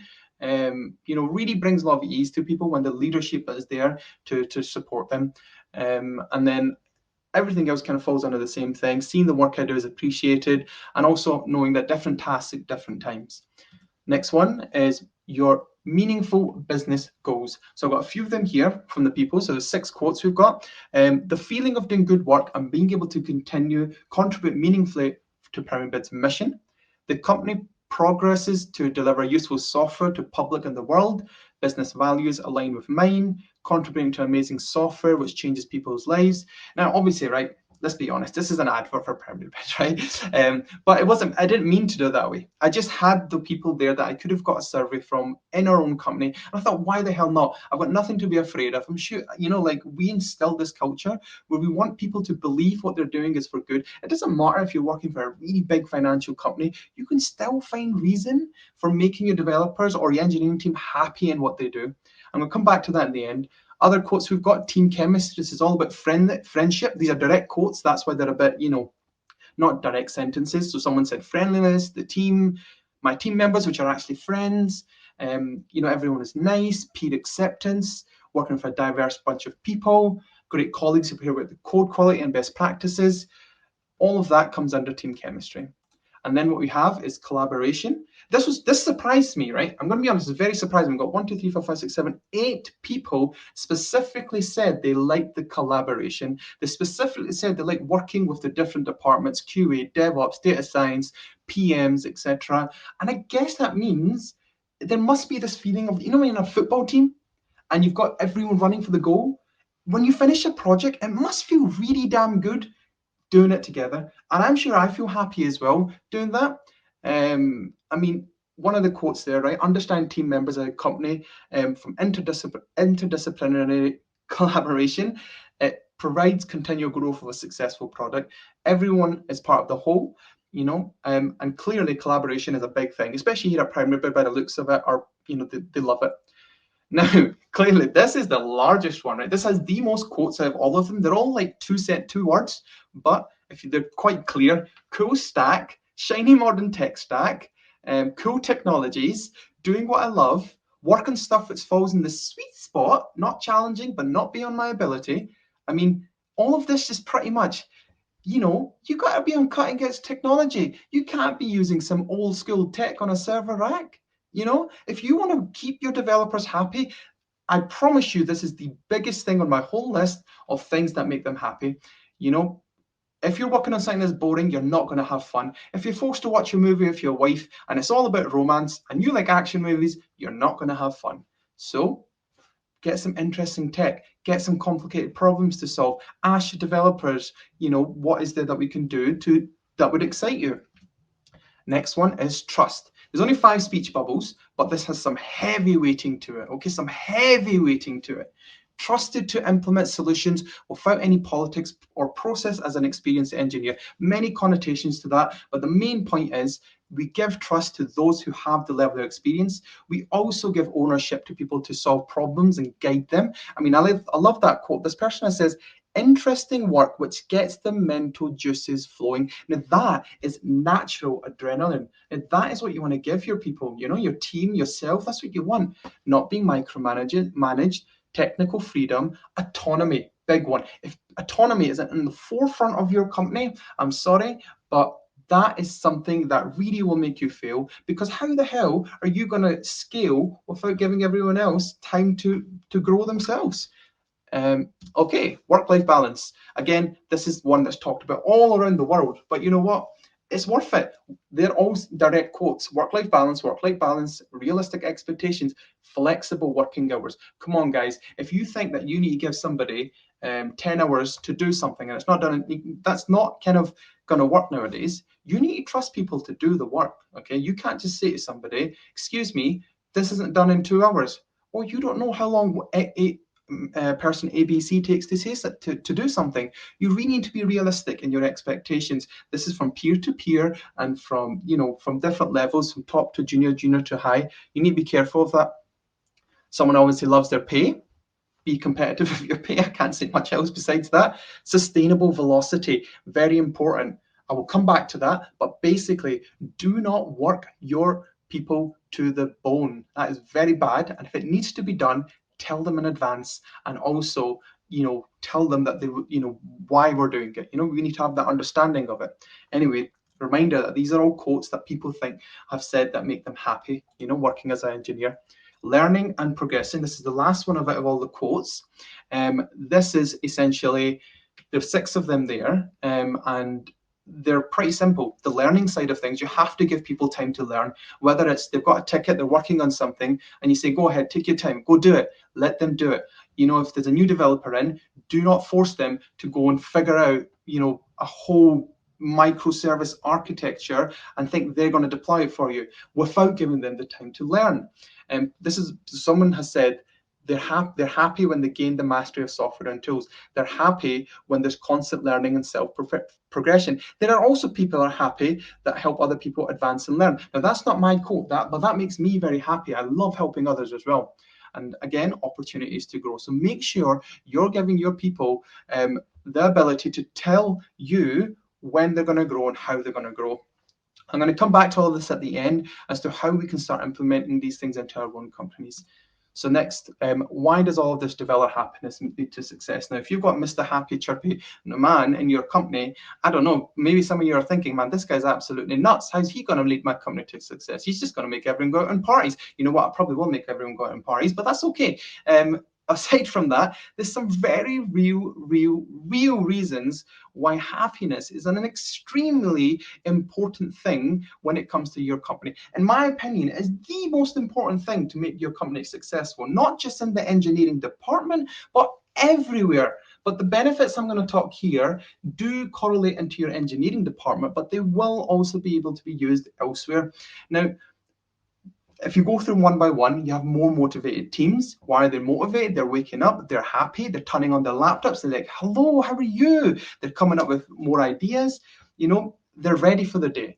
And in difficult times, everyone is there. I'm going to tell you about the time when we were doing the Deliveroo IPO. It was the biggest crunch time ever. But you know what? We loved our job and we all wanted to do it and we all wanted to contribute no matter what the time was. And everyone knew we were in it together. And you're not going to get people helping you do that if they are not happy. And you know what? Once they do that, you have to appreciate them. We appreciated everyone in our company. We gave them time off. We did everything else. Clearly, it's confidential. We can't mention everything. But, you know, you have to appreciate people for when they give that extra time. So yes, they'll do it, but also appreciate it. When people are happier, they're in a higher efficiency due to being in the zone. The zone is basically when you're zenned out and you're doing things that would take you 2 hours and half an hour. And that happens when you have this sense of endorphins and dopamine inside your system that just makes you do your thing because you love it. Deadlines are met because of obviously the above.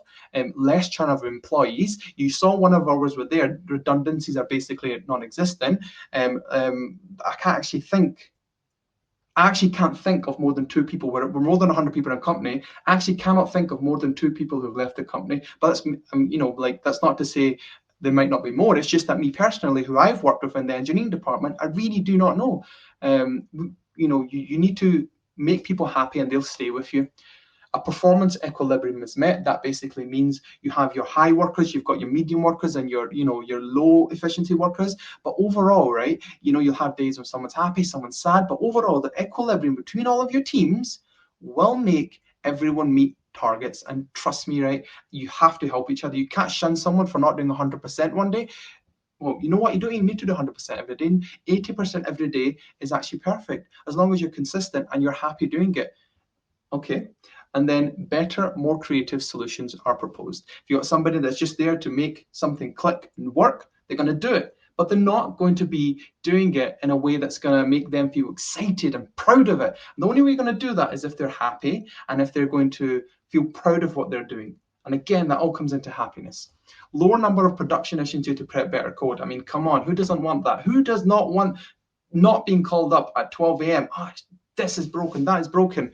Trust me, that is probably one of the best things ever. We're getting more and more, less and less production issues because we're putting time into it.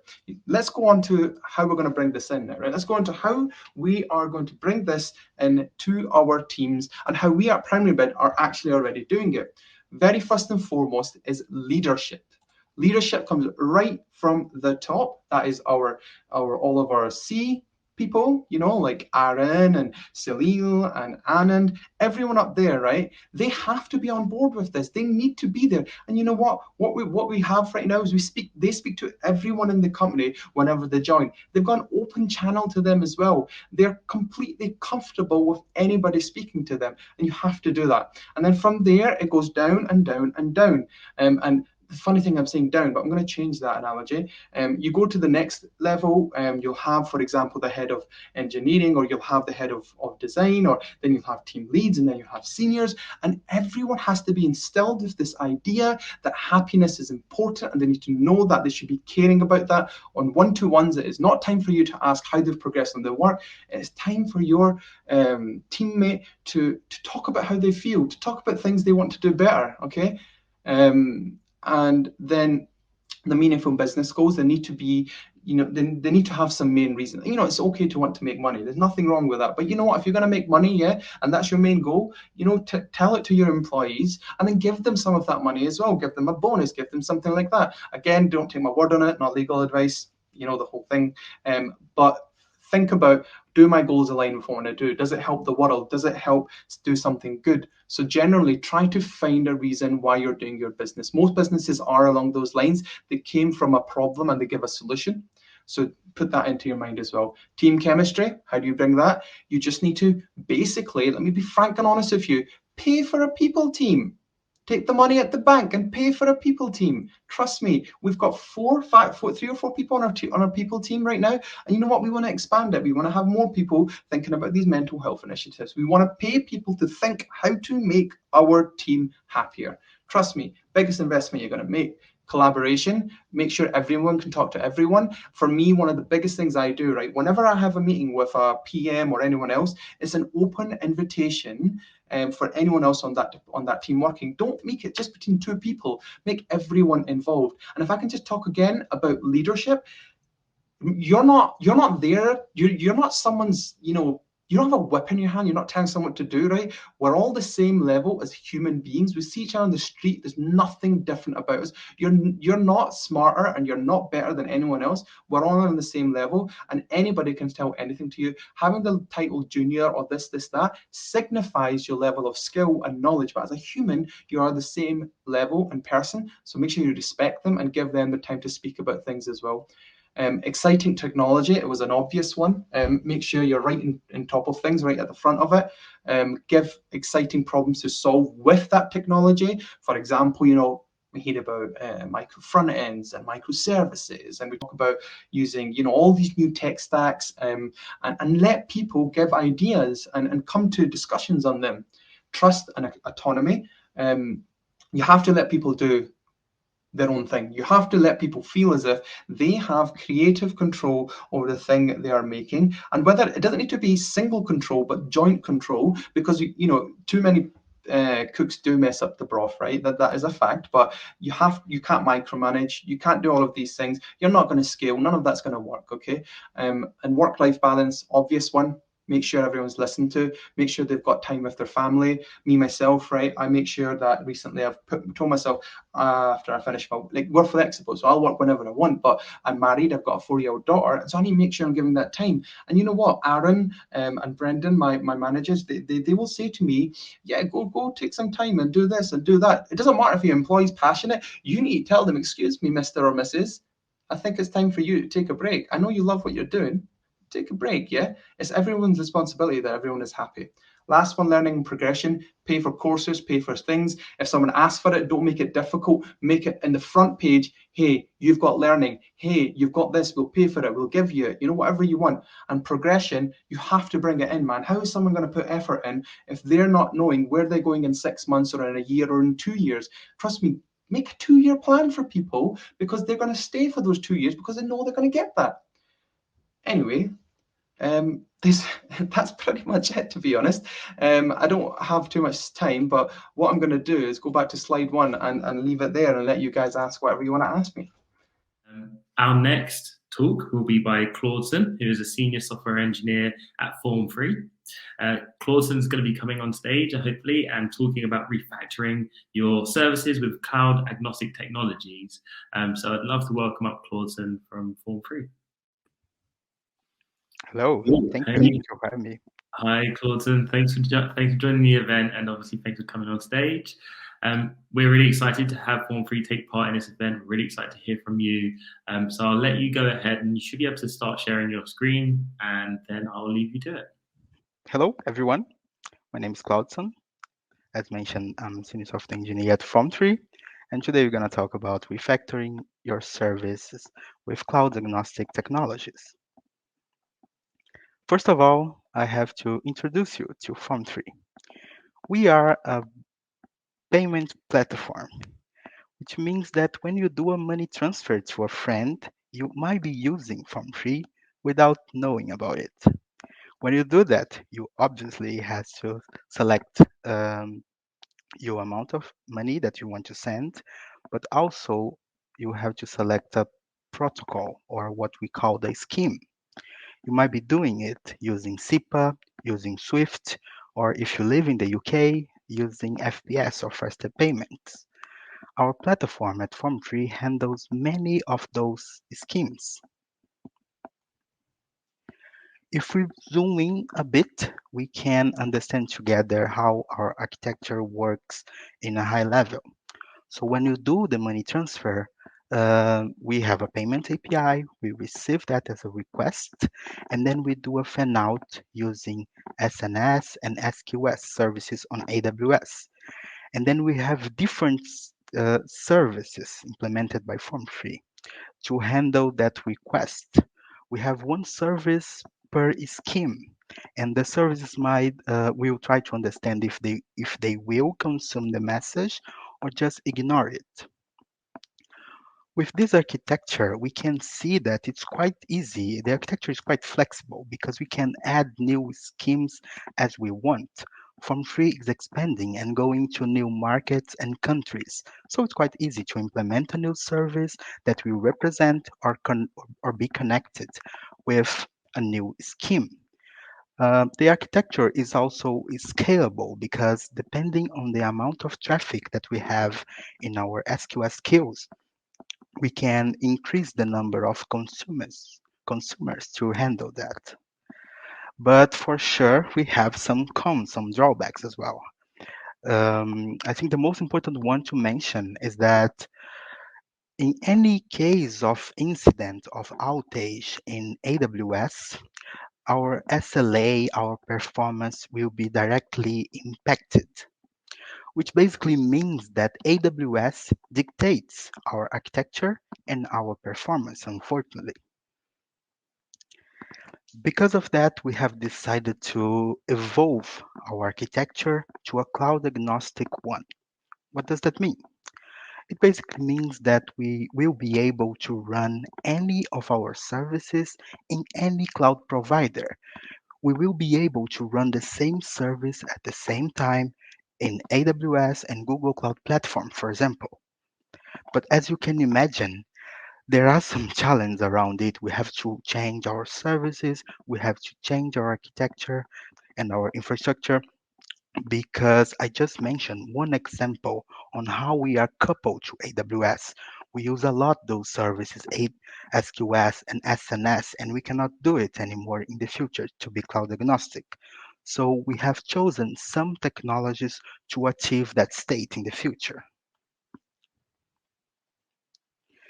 I think the most important one for us, in my opinion, is NUTS. NUTS is actually a set of technologies to connect services through queues and streams. There are different ways to run nets. There are the traditional nets, an old way called net streaming, and a new way called nets jetstream. But what's important here is that we have chosen nets because it is extremely lightweight, and we have different ways to create a cluster of nets instances. And for sure, we have more control in our architecture than what we have with SQS and SNS.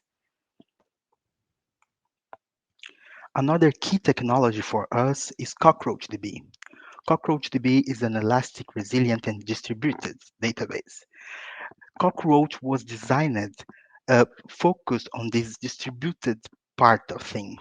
So it basically means that we can configure Cockroach to have a cluster and have different nodes spread in different countries, for example. In our case, in Form 3, for example, again, we can define a node in the USA, another one in the UK, and a third one in Portugal, where I'm based right now. We have a really powerful feature in Cockroach where we can flag those nodes based on their locales. And after that, we can also kind of flag the data based on the locale as well. With that, we can, for example, make sure that all of the payments, in our case at Form 3, all of the payments made in the UK will live in the UK node. This is just one strategy, it's just one topology pattern. There are many others in Cockroach. This one is good on one hand because uh, all the data is living in kind of local environment, not local environment, but the read and write in the node is going to be so fast because the system and the database lives in the same country, for example. But we also have another topologies where we can replicate the data in different nodes. So I think this is one of the special things of Cockroach. We can run it in different ways. A second important thing is that Cockroach is quite compatible with PostgreSQL. It basically means that if you have integrated already with Postgres, it's quite easy in terms of code to migrate to Cockroach because the SQL syntax is exactly the same. And you might be able also to reuse the driver that you have used in Java, in Go, from PostgreSQL to Cockroach. Basically, Cockroach has most of the features of PostgreSQL, and that's quite good because we don't need to learn a new language as developers. I think it's important to mention as well that we have a podcast, a tech podcast at Form3. And in the 13th episode, we made an awesome interview with a Cockroach team member. There are a lot of good content there, and I really recommend you to listen to it. It's really good. Um, for sure, we have more and more technologies at Form3 that are enabling us to achieve that cloud agnostic architecture. I think these ones actually are here more to connect the dots, like connect the databases, the streams, and the services, and make the architecture done, basically. But until now, I have spoke mostly about the infrastructure side of things, and I would like to be closer to the services and show how how them work with you. I think the first thing that we did in the beginning of the project we created a local configuration, which is kind of a feature flag. There are some differences that I'm going to present in the next slide. But basically, we have this image in the right side of the slide where we have a service A that looks at the feature flag and decide based on the value if it will post or publish a message on SQS, as in the old architecture, or on NATS in the new cloud agnostic architecture. Another important thing that we did was duplicating a job in our CI server. We use Travis for many of our repositories, so we duplicated the Travis jobs, and this job basically contains a lot of high-level and automated tests against our platform. So with those jobs, we enable the feature flag just in one of them. And with that, we make sure we have confidence that all of our services are running and behaving in the same way. Here we have a more complex scenario where we have different services, but actually there are just two type of services, the service A and the service B. And they are running in different cloud providers in AWS, Google Cloud Platform, and Azure. If we look at service A in AWS, we can see that it is running in cloud agnostic mode, which is represented by the green flag. This service is exactly the service that I mentioned in the previous slide. So it is trying to understand if it will post a message in SQS or on NATS. But I didn't mention a small detail about our configuration. Our feature flag is actually done in the level of the customer, which means that when the service A receives the payment, it looks at the payment, look at the customer of that payment, and checks if the feature flag is enabled for that customer. That's quite important for us because it means that for some customers, service A will continue publishing on SQS, but for other customers, it will publish to NATS. It is important because it means that we won't release and do a big bang in our architecture. We can do like baby steps to enable the flag just for one customer and another, and then learn in the process. If we look at the service B on AWS, we can see, looking at the red flag, that it is not running on cloud agnostic mode. But this service uh, behaves differently than service A. Service A was connected at the same time with two queue systems. Service B is connected just with one. As the flag is disabled, it is connected just with SQS. If you look at the right side of the slide, we have the same service B, but now with the flag enabled, which means that it will consume the messages just from NATS. So this slide is basically to show that what the services do depend on each case. Sometimes we will be connected with multiple technologies. Sometimes it's a matter to choosing between one or another. And I just forgot, and it's important to mention as well that we use a special feature of NATS Jetstream to forward the messages from the NATS on AWS to the NATS in the others cloud providers. This feature is called LIF. So the project, the cloud agnostic project at FormTree, is still running. And being honest, we have a long journey to complete it. But until now, we have some learnings already. For sure, we know that the platform is going to be more reliable and we will increase the availability as well. As I mentioned, a problem on AWS won't affect us as it might be affected in the past. But we have some challenges as well. We have noticed some challenges. I think the first one is about tooling. We noticed that we have to improve our tooling. Our tooling is quite good already, but it's quite coupled with AWS, and we have to expand it to the other cloud providers as well. Another challenge is about networking. We are facing and working with it right now. So I hope and I'm going to be glad to come back here in the future and share more about what we learned about how to solve that in terms of networking. And the third one, or these are just few of the examples, but this third one to mention is that the releasing part that I mentioned in one of the slides before. We cannot just enable the feature flagging now of the services, and that's it. It depends of the case. Like for some services, we might need to migrate the data from one database to another before enable a feature flag.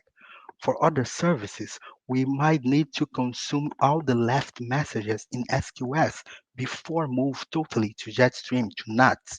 So we really need to do it in baby steps. We need to do it in a progressively way. So that's it for me for today. I'm really glad to be here and thank you for attending my talk. We are now going into a 15-minute talk from Luke Beamish, who is from the DevOps team at Peak. He's going to be talking about scaling developer autonomy. So if anyone is into DevOps themselves or already in that sort of role, I'm sure this talk will be good for you. So I'm going to welcome up on stage Luke, who will be able to start his presentation. Awesome. Thank you very much, Sam. Hi, Luke. Thank you. Hi, everyone. So as Sam mentioned, I'm a DevOps engineer at Peak, and today I'm going to be talking about scaling developer autonomy. So how we can kind of bring some order to the Wild West of software development without making developers feel like they're always being told what to do.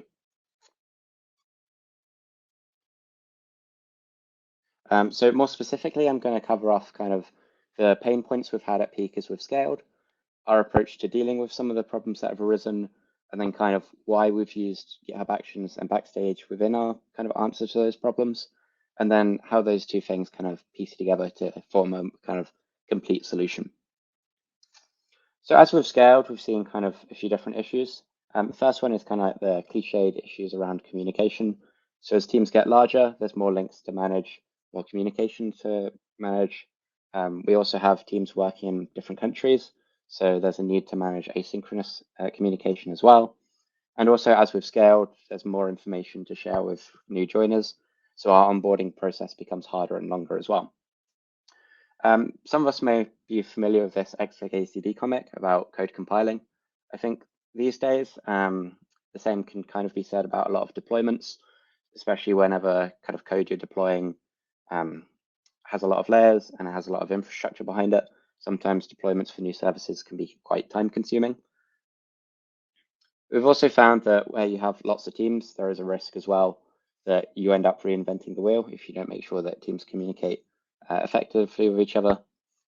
And similarly, you have a lot of teams coming up with new ideas, which is great, but we also want to make sure that we're always managing that because otherwise we end up in situations where it doesn't all conform together really well.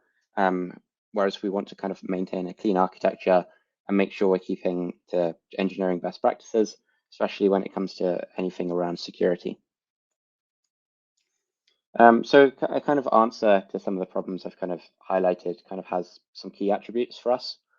So the first is that it shouldn't introduce a hierarchy. Any tooling you roll out to engineering should kind of be used the same way, regardless of if you're the CTO or if you're kind of a junior developer.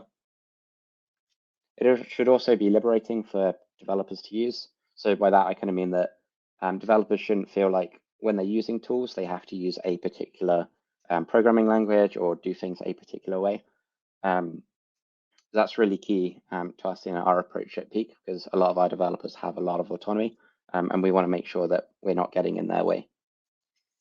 For us as well, it should kind of be a single source of truth. So this kind of helps simplify that like communication network. If there's a single reliable point that people can go to for information about our services and about Peak more generally, then that is always a great thing. And it should also be really easy to use, especially when it comes to deployments. Where possible, we want to simplify deployments as much as possible, ideally getting to a point where developers can just push a button and that will roll their code out to a new service. So that then they can just build faster without things getting in their way. In essence, we want developers' experience to be more like this, kind of smooth sailing. They can just ship code quickly without too many worries, and a bit less like this, where they're getting stuck, they're worrying about why their tooling isn't working, and just getting more frustrated. So our approach combines Backstage, which is a developer portal that's open source and created by Spotify, with GitHub Actions, which is GitHub's very own CI/CD solution. So we use both of these together and we find that they work together really well. So GitHub Actions have some key benefits. So the first big one, where GitHub has quite a relatively unique advantage compared to some other tools, is that the CI/CD sits right next to the code. So for developers, it's really easy to use. They don't have to context switch as much. They can just go straight to their code and also just jump a tab over, and all of the CI/CD pipeline is right there. There's also a huge marketplace of actions already available.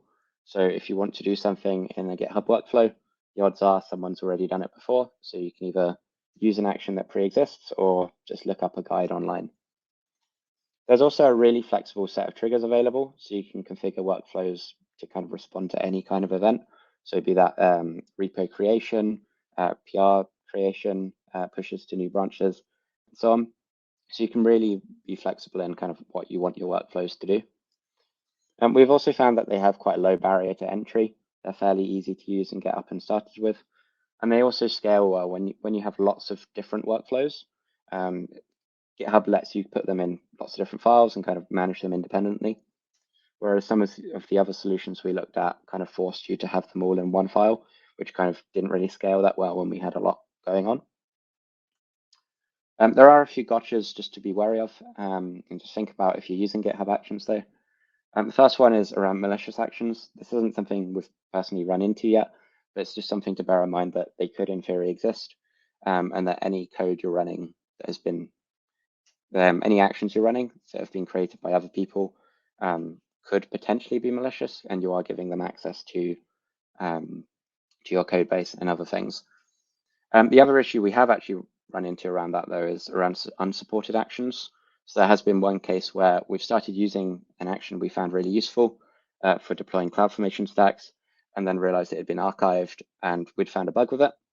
And there was actually a pull request on the action to fix it, but since it had been archived, that PR was never going to get approved, which is kind of slightly annoying for us.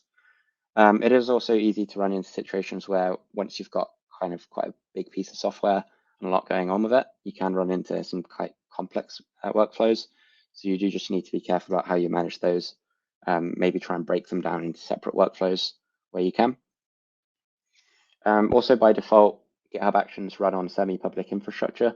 So just bear that in mind about where and what you're running, and what access you're giving to your code base. And also there's kind of some slight annoyance at the moment around new workflows. If you create a new workflow on a new branch and you want to kind of trigger it manually, you can't trigger it manually until it exists in some form on the main branch of your repo. So that's just something to bear in mind if you've kind of run into that issue. Similarly with Backstage, there's loads of benefits.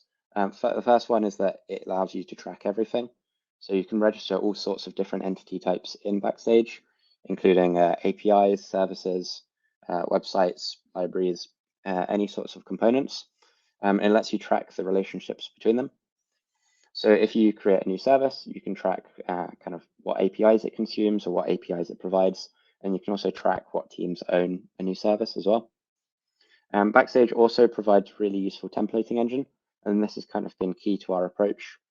So we're currently rolling out a new template for developers to use so that they can kind of get their services up and running really quickly. And Backstage lets us kind of make the kind of use of that really easy. Backstage also allows kind of any developer in your team to kind of contribute. Anyone could go into a Backstage instance and kind of add new plugins and kind of get them up and running.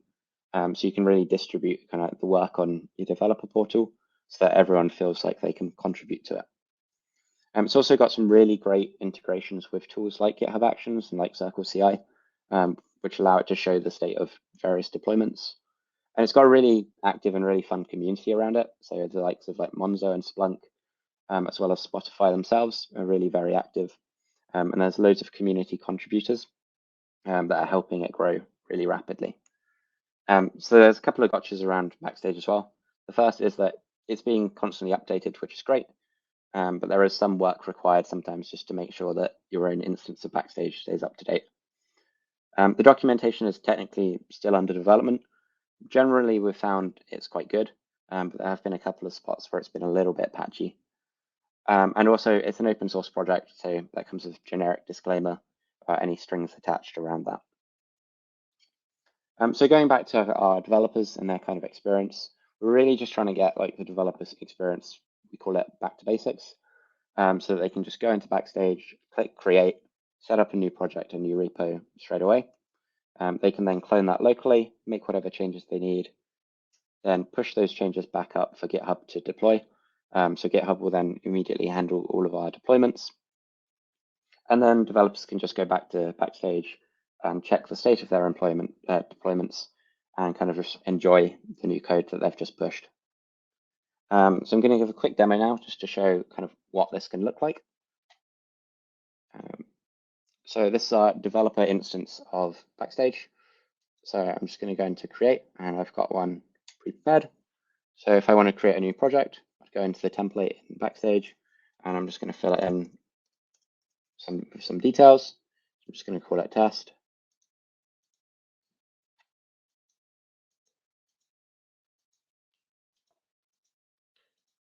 And here you can select what team owns the new service as well. So we're just going to say the DevOps team owns it. And then when I click next step, it will let me just double check everything before I click create. And at this point, Backstage will then run. It will grab the template, which we've got stored in a repo somewhere else.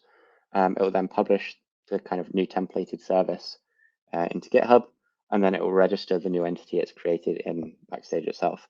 So if I now go and look at that entity, I can go here and we can look at the service. So we can see it's CI/CD.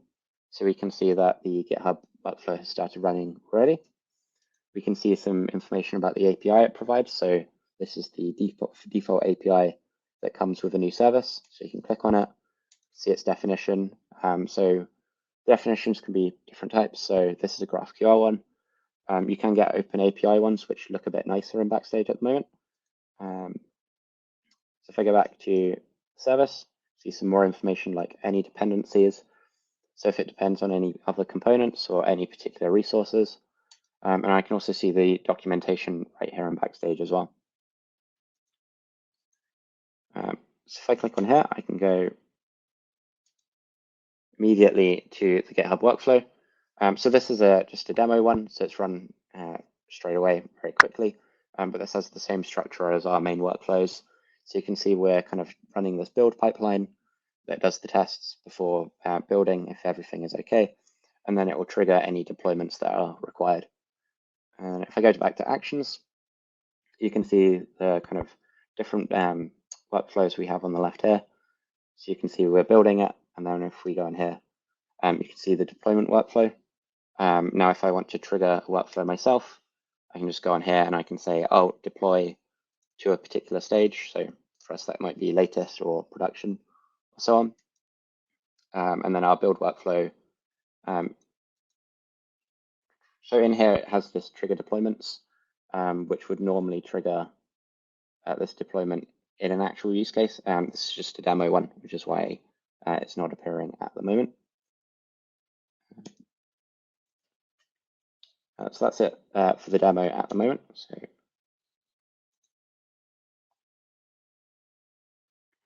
Okay. So what next for Peak? Well, we're moving now from kind of like an initial rollout to more general use in our engineering team. So that includes us doing like a lot of knowledge shares, because there's not much point rolling out new tools if developers don't know how to use them. So we've done a fair few knowledge shares already around how to add new plugins, how to register entities, how to use the templating, and we'll be doing more as we go forwards. We're also looking at doing a big rebranding of Backstage internally. So we've seen that some of the teams that have done best when adopting Backstage, particularly Splunk, have kind of really succeeded where they've kind of rebranded it and helped developers take ownership of Backstage and kind of make it their own. For example, Splunk renamed theirs Pink Phone Book and have a lot of very pink kind of branding around theirs. We're also going to be adding more templates to Backstage as well, so that developers can kind of automate as many of their tasks as possible through that UI that I've just shown you and through that workflow. And we'll be adding some new actions as well to kind of use during that templating process. So we can automate things like adding secrets to GitHub repos and things like that. And finally, once we're ready, we'd like to kind of contribute back to the Backstage community, because they've been really great for us. So it'd be nice once our own instance is more matured, that we can kind of share some of the stuff we've been working on as well. If you've really enjoyed this talk, then you can check out Backstage and GitHub Actions for yourself at those links. Backstage does have a publicly available kind of like demo instance that you can just go on straight away and start playing around with. We also have loads of opportunities available at Peak, so feel free to check out our careers page. And then on the 4th of November, we have our signature conference happening here in Manchester. So if you've really enjoyed what I've said today, feel free to come along, learn more about decision intelligence and kind of like our platform that we're rolling out. We've got some great speakers coming along, including Matthew Syed, author and former world #1 table tennis player, Christopher Wiley, Cambridge Analytica whistleblower, and Leanne Fitzpatrick, the head of data science at the Financial Times. It's going to be great fun. Hopefully see some of you there. I am now going to interrupt Dami from Neo Networks. Neo is one of our community partners that we would like to showcase today. So maybe if we can have Dami join us on stage, should be great. So I'm Dami. I'm the incoming Director of Research and Organizational Development at NEO. The reason I'm incoming is because I'm currently doing a PhD in education, where I'm looking at Black women's experiences within higher education. So I'm looking at Black women's experiences more specifically at Oxbridge. And the way that this ties into my work at NEO is that we're focusing on Black women who are underrepresented within various arenas. This is a QR code that takes you directly to my LinkedIn page if you would like to connect. So as I mentioned, Neo Network is part of the umbrella company called Neo Enterprise. So Neo Enterprise hopes to, build a house of multiple brands and that reach beyond Neo Network and Neo Hair and Beauty. The main focus of Neo Network is to empower Black women to pursue their business ideas and dream careers. So we do this with boot camps, empowerment programs, and various other forms. Neo Network really focuses on equipping and upskilling Black women. So the whole premise is that we upskill for the purpose of getting them into roles.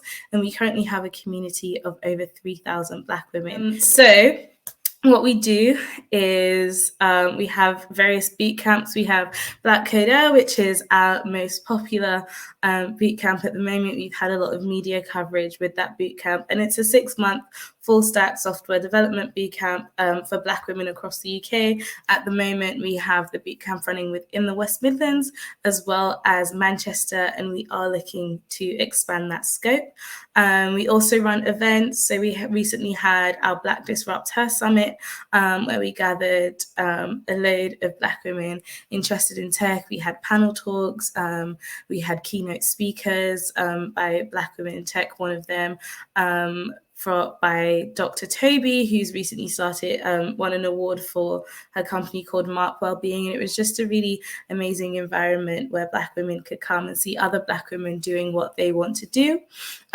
We also are working on research and reports. So as I mentioned, I am currently doing my PhD. And so we're really trying to build the research side of Neo Network, as well as building our Black Disruptor Accelerator boot camps. Our most recent graduates are from the Black Disruptor XR bootcamp, and we'll have one of our students from that bootcamp coming on a bit later. So the problem that we're working to solve is the lack of Black women within tech. Unfortunately, Black women are one of the most underrepresented groups within the tech workforce. And they make up actually less than 1% of the tech workforce in the UK and the US. Black women are not just underrepresented within tech, but they're underfunded even when it comes to things like tech startups and gaining venture capital. They really do struggle. And the reason why this is so important is because the ultimate vision of NEO is to work against poverty. Our CEO, Oyin, is actually an economist. She has an economics background, and the reason why she was so fueled to start NEO Enterprise and NEO Network in particular was because she saw the need for upskilling. She saw the need for equipping people to gain financial capital for themselves. And we have a range of solutions around, the problem of the lack of Black women. Our main solution, I mentioned a couple of times, is the boot camps. So we have our Black Coder 1, which I mentioned. We have our data analytics. We have our XR and VR. We also have our cybersecurity boot camp, as well as an entrepreneurship boot camp. And so the way that this works is that we'll have Black women come onto the boot camps. They are specifically targeted at Black women because we believe that specific problems require specific solutions. And so we don't do this to be exclusionary of other groups, but to actually be inclusionary of groups that are extremely underrepresented. And so we work with various employer partners to get our students into employment. We get them into employment within companies such as KPMG, and these sort of this just details the different areas that our students have and can go into based on the boot camps that they've undertaken. And so our model with partners and employers is that we'll work with partners who sometimes will sponsor the place of students on boot camps and then recruit them once they graduate. So some of our impact is that we've had students who have gone from being unemployed to earning 40K within 6 months. And we've had more than 1,200 bootcamp applicants since we started running them, which is very overwhelming. And it's quite a shame that we have to reject so many people because we just don't have the capacity. But we're hoping to increase our capacity so that we can grow the community of Black women in tech and help more people come onto that. We had Rajan, who was headhunted for a role, and we've also had Hawa, who became a full stack engineer. I'm going to stop sharing screen now in hope that I can bring up one of our students from the XR bootcamp. Thank you, Dami. So now that we have the fun stuff out of the way, we can go to the serious stuff. So this slide just summarizes my career path in 3 main phases. It's interesting to note that across all these phases, I have dealt with a lot of data. When I was at Santander, which was the middle phase, I had to deal with a lot of data as well. And then when Santander launched the data lake, I quickly volunteered to be a data champion for my department. And what then happened was they made a mistake of sending me to learn basic SQL. So I came back from the course, recharged, and then I would spend hours and hours and hours in the data lake just looking to solve a problem. And I remember that once there was this problem with merging of data lost that we had been trying to resolve for like 3 years, and I solved the problem. And so I told my head of department that this problem was solved. And then he looks at me and says, I knew it wasn't a mistake to send you on that basic SQL course. And there I was, I thought it was a mistake because I was spending all my days in data.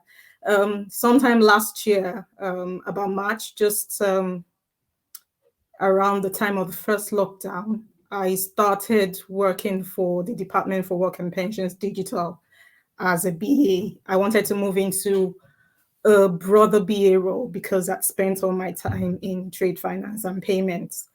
So I managed to snag a role in the civil service. Obviously, there had to be a mental and paradigm shift between working in the private sector and then moving on to the public sector. So unfortunately, again, or maybe it's just fortunately for me, my team that I work with deals with a lot of data. So here I am working with, most of the work I do is like 80% data. And so I started to think of data analysis as data analytics as a career. Of course, as a BA, part of the BA tools and technique is data analysis.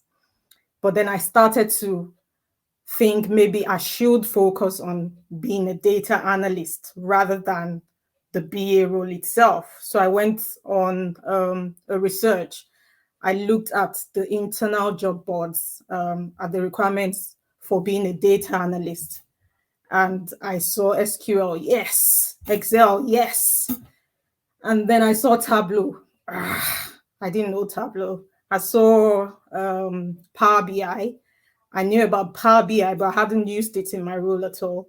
And then I saw Python. What's the snake doing here again? So I said, okay, I still have a lot to learn.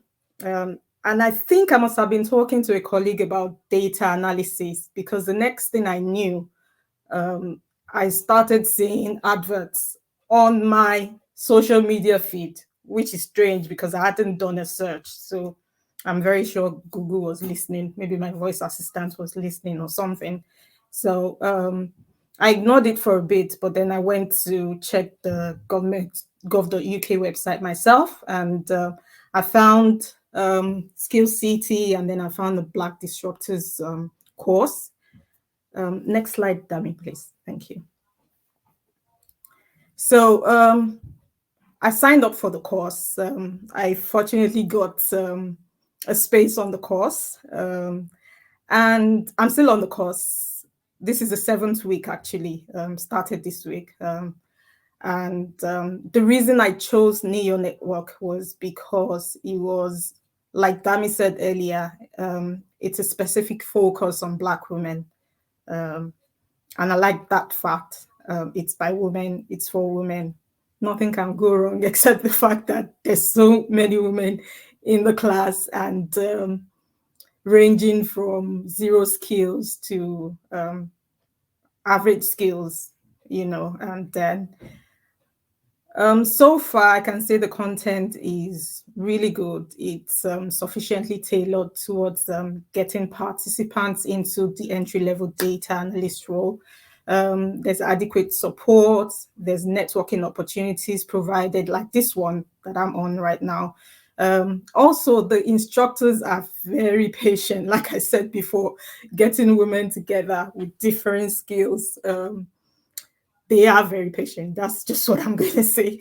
And then we're starting to get to the juicy bits for me: Python, SQL, Tableau, and it's really good. I actually ran, well, I wouldn't say ran. I developed a Power BI visualization today for one of my projects for work, and I actually literally just published this as a test, just starting to get feedback from my colleagues, and it's really good. I'm hoping by the end of the course, I'm able to actually transition fully into a data analyst role. And yeah, it's, for me, data analysis is more about the tangibility. So as a BA, I have to work with a multidisciplinary team.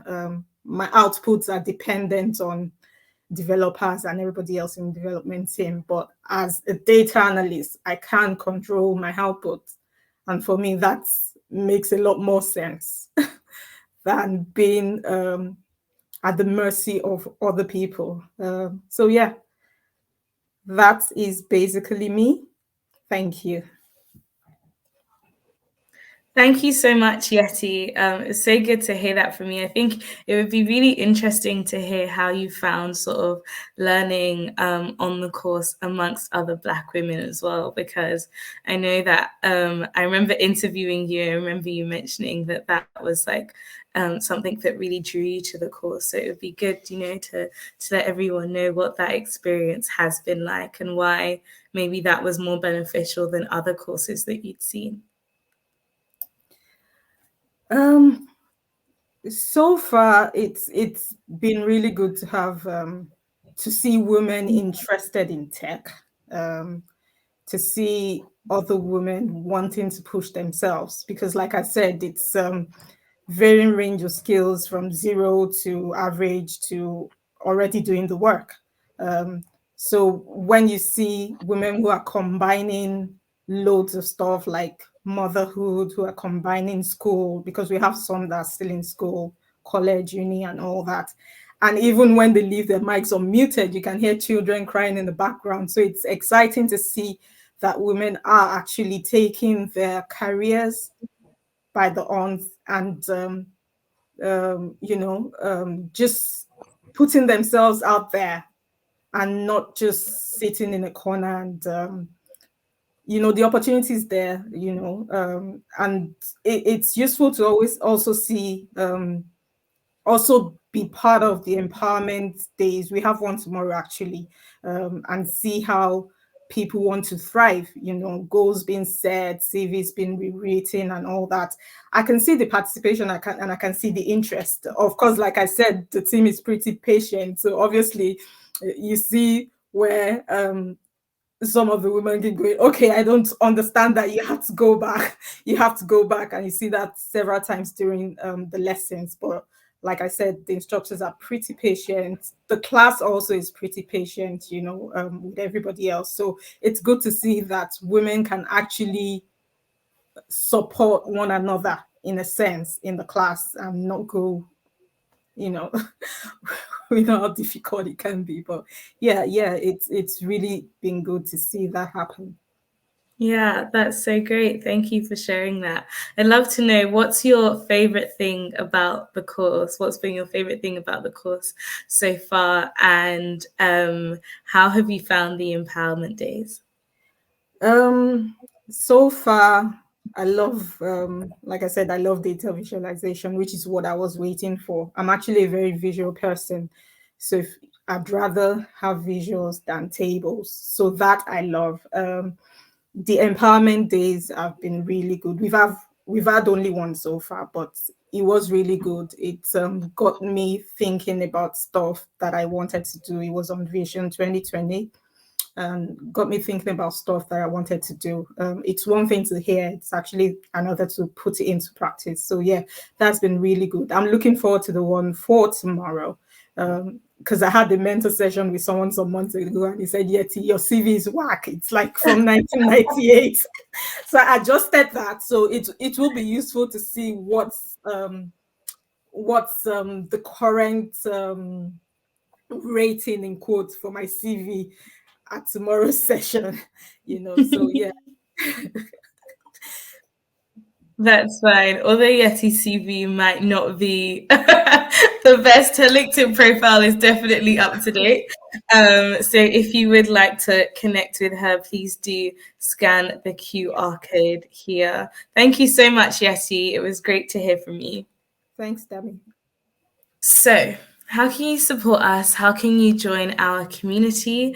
The first thing you can do to join our community is probably go onto our website, subscribe to our mailing list. You can follow us on social media, follow us on LinkedIn. There are a range of different ways that we work with partners. We have delivery partners, we have community partners. We have a range of ways, so it'd be great for you to get in contact. I do have another QR code at the end where you can book a call with us or go straight to our website. In terms of the ways that we've received support, we have some recruitment partners. So KPMG is one of our recruitment partners. We have our latest bronze partners, Zappi and Substract, who have come on board to sponsor some bootcamp spaces. We have Coding Black Females, who is one of our delivery partners, and we actually work together to deliver the Black Coder Bootcamp. We also have some other employer partners that are listed here as well. So I mentioned earlier that we're really interested in building our research area. And so if there are any of you who are really interested in research within tech, really interested in researching the HR side of the tech industry, interested in diversity and inclusion within tech, we would love for you to get in touch with us and speak about, we can speak about how we can work together. So we'll be producing a report titled Black Women of Influence, exploring the challenges that Black women face whilst running a business and building careers in digital fields. And we feel that the running a business and building a digital career is so linked because there's just the world is now so reliant on the digital side of things. The world is so reliant on tech. And so if we don't have an understanding of tech, then it will be very difficult to build anything. We also have upcoming research projects that look into the retention rate of Black women, of Asian women, and other minorities within the tech industry.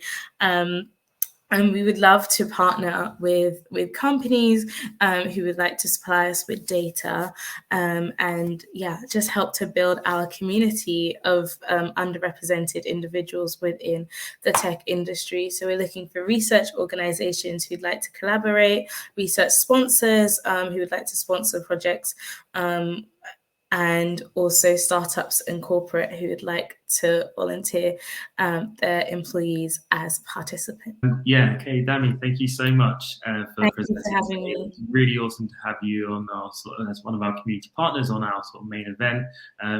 As I mentioned to everybody, if you have any questions, please reach out to Dami or Yeti that took part earlier on, and I'm sure they'd be happy to support you there. Dami, thank you so much for helping out today. Thanks so much. Bye. Bye.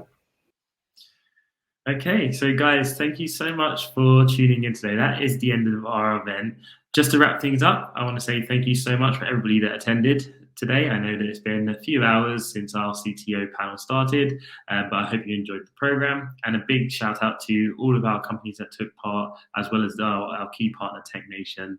Thank you so much for joining us at Dev Talks, and we hope to see you soon. Bye.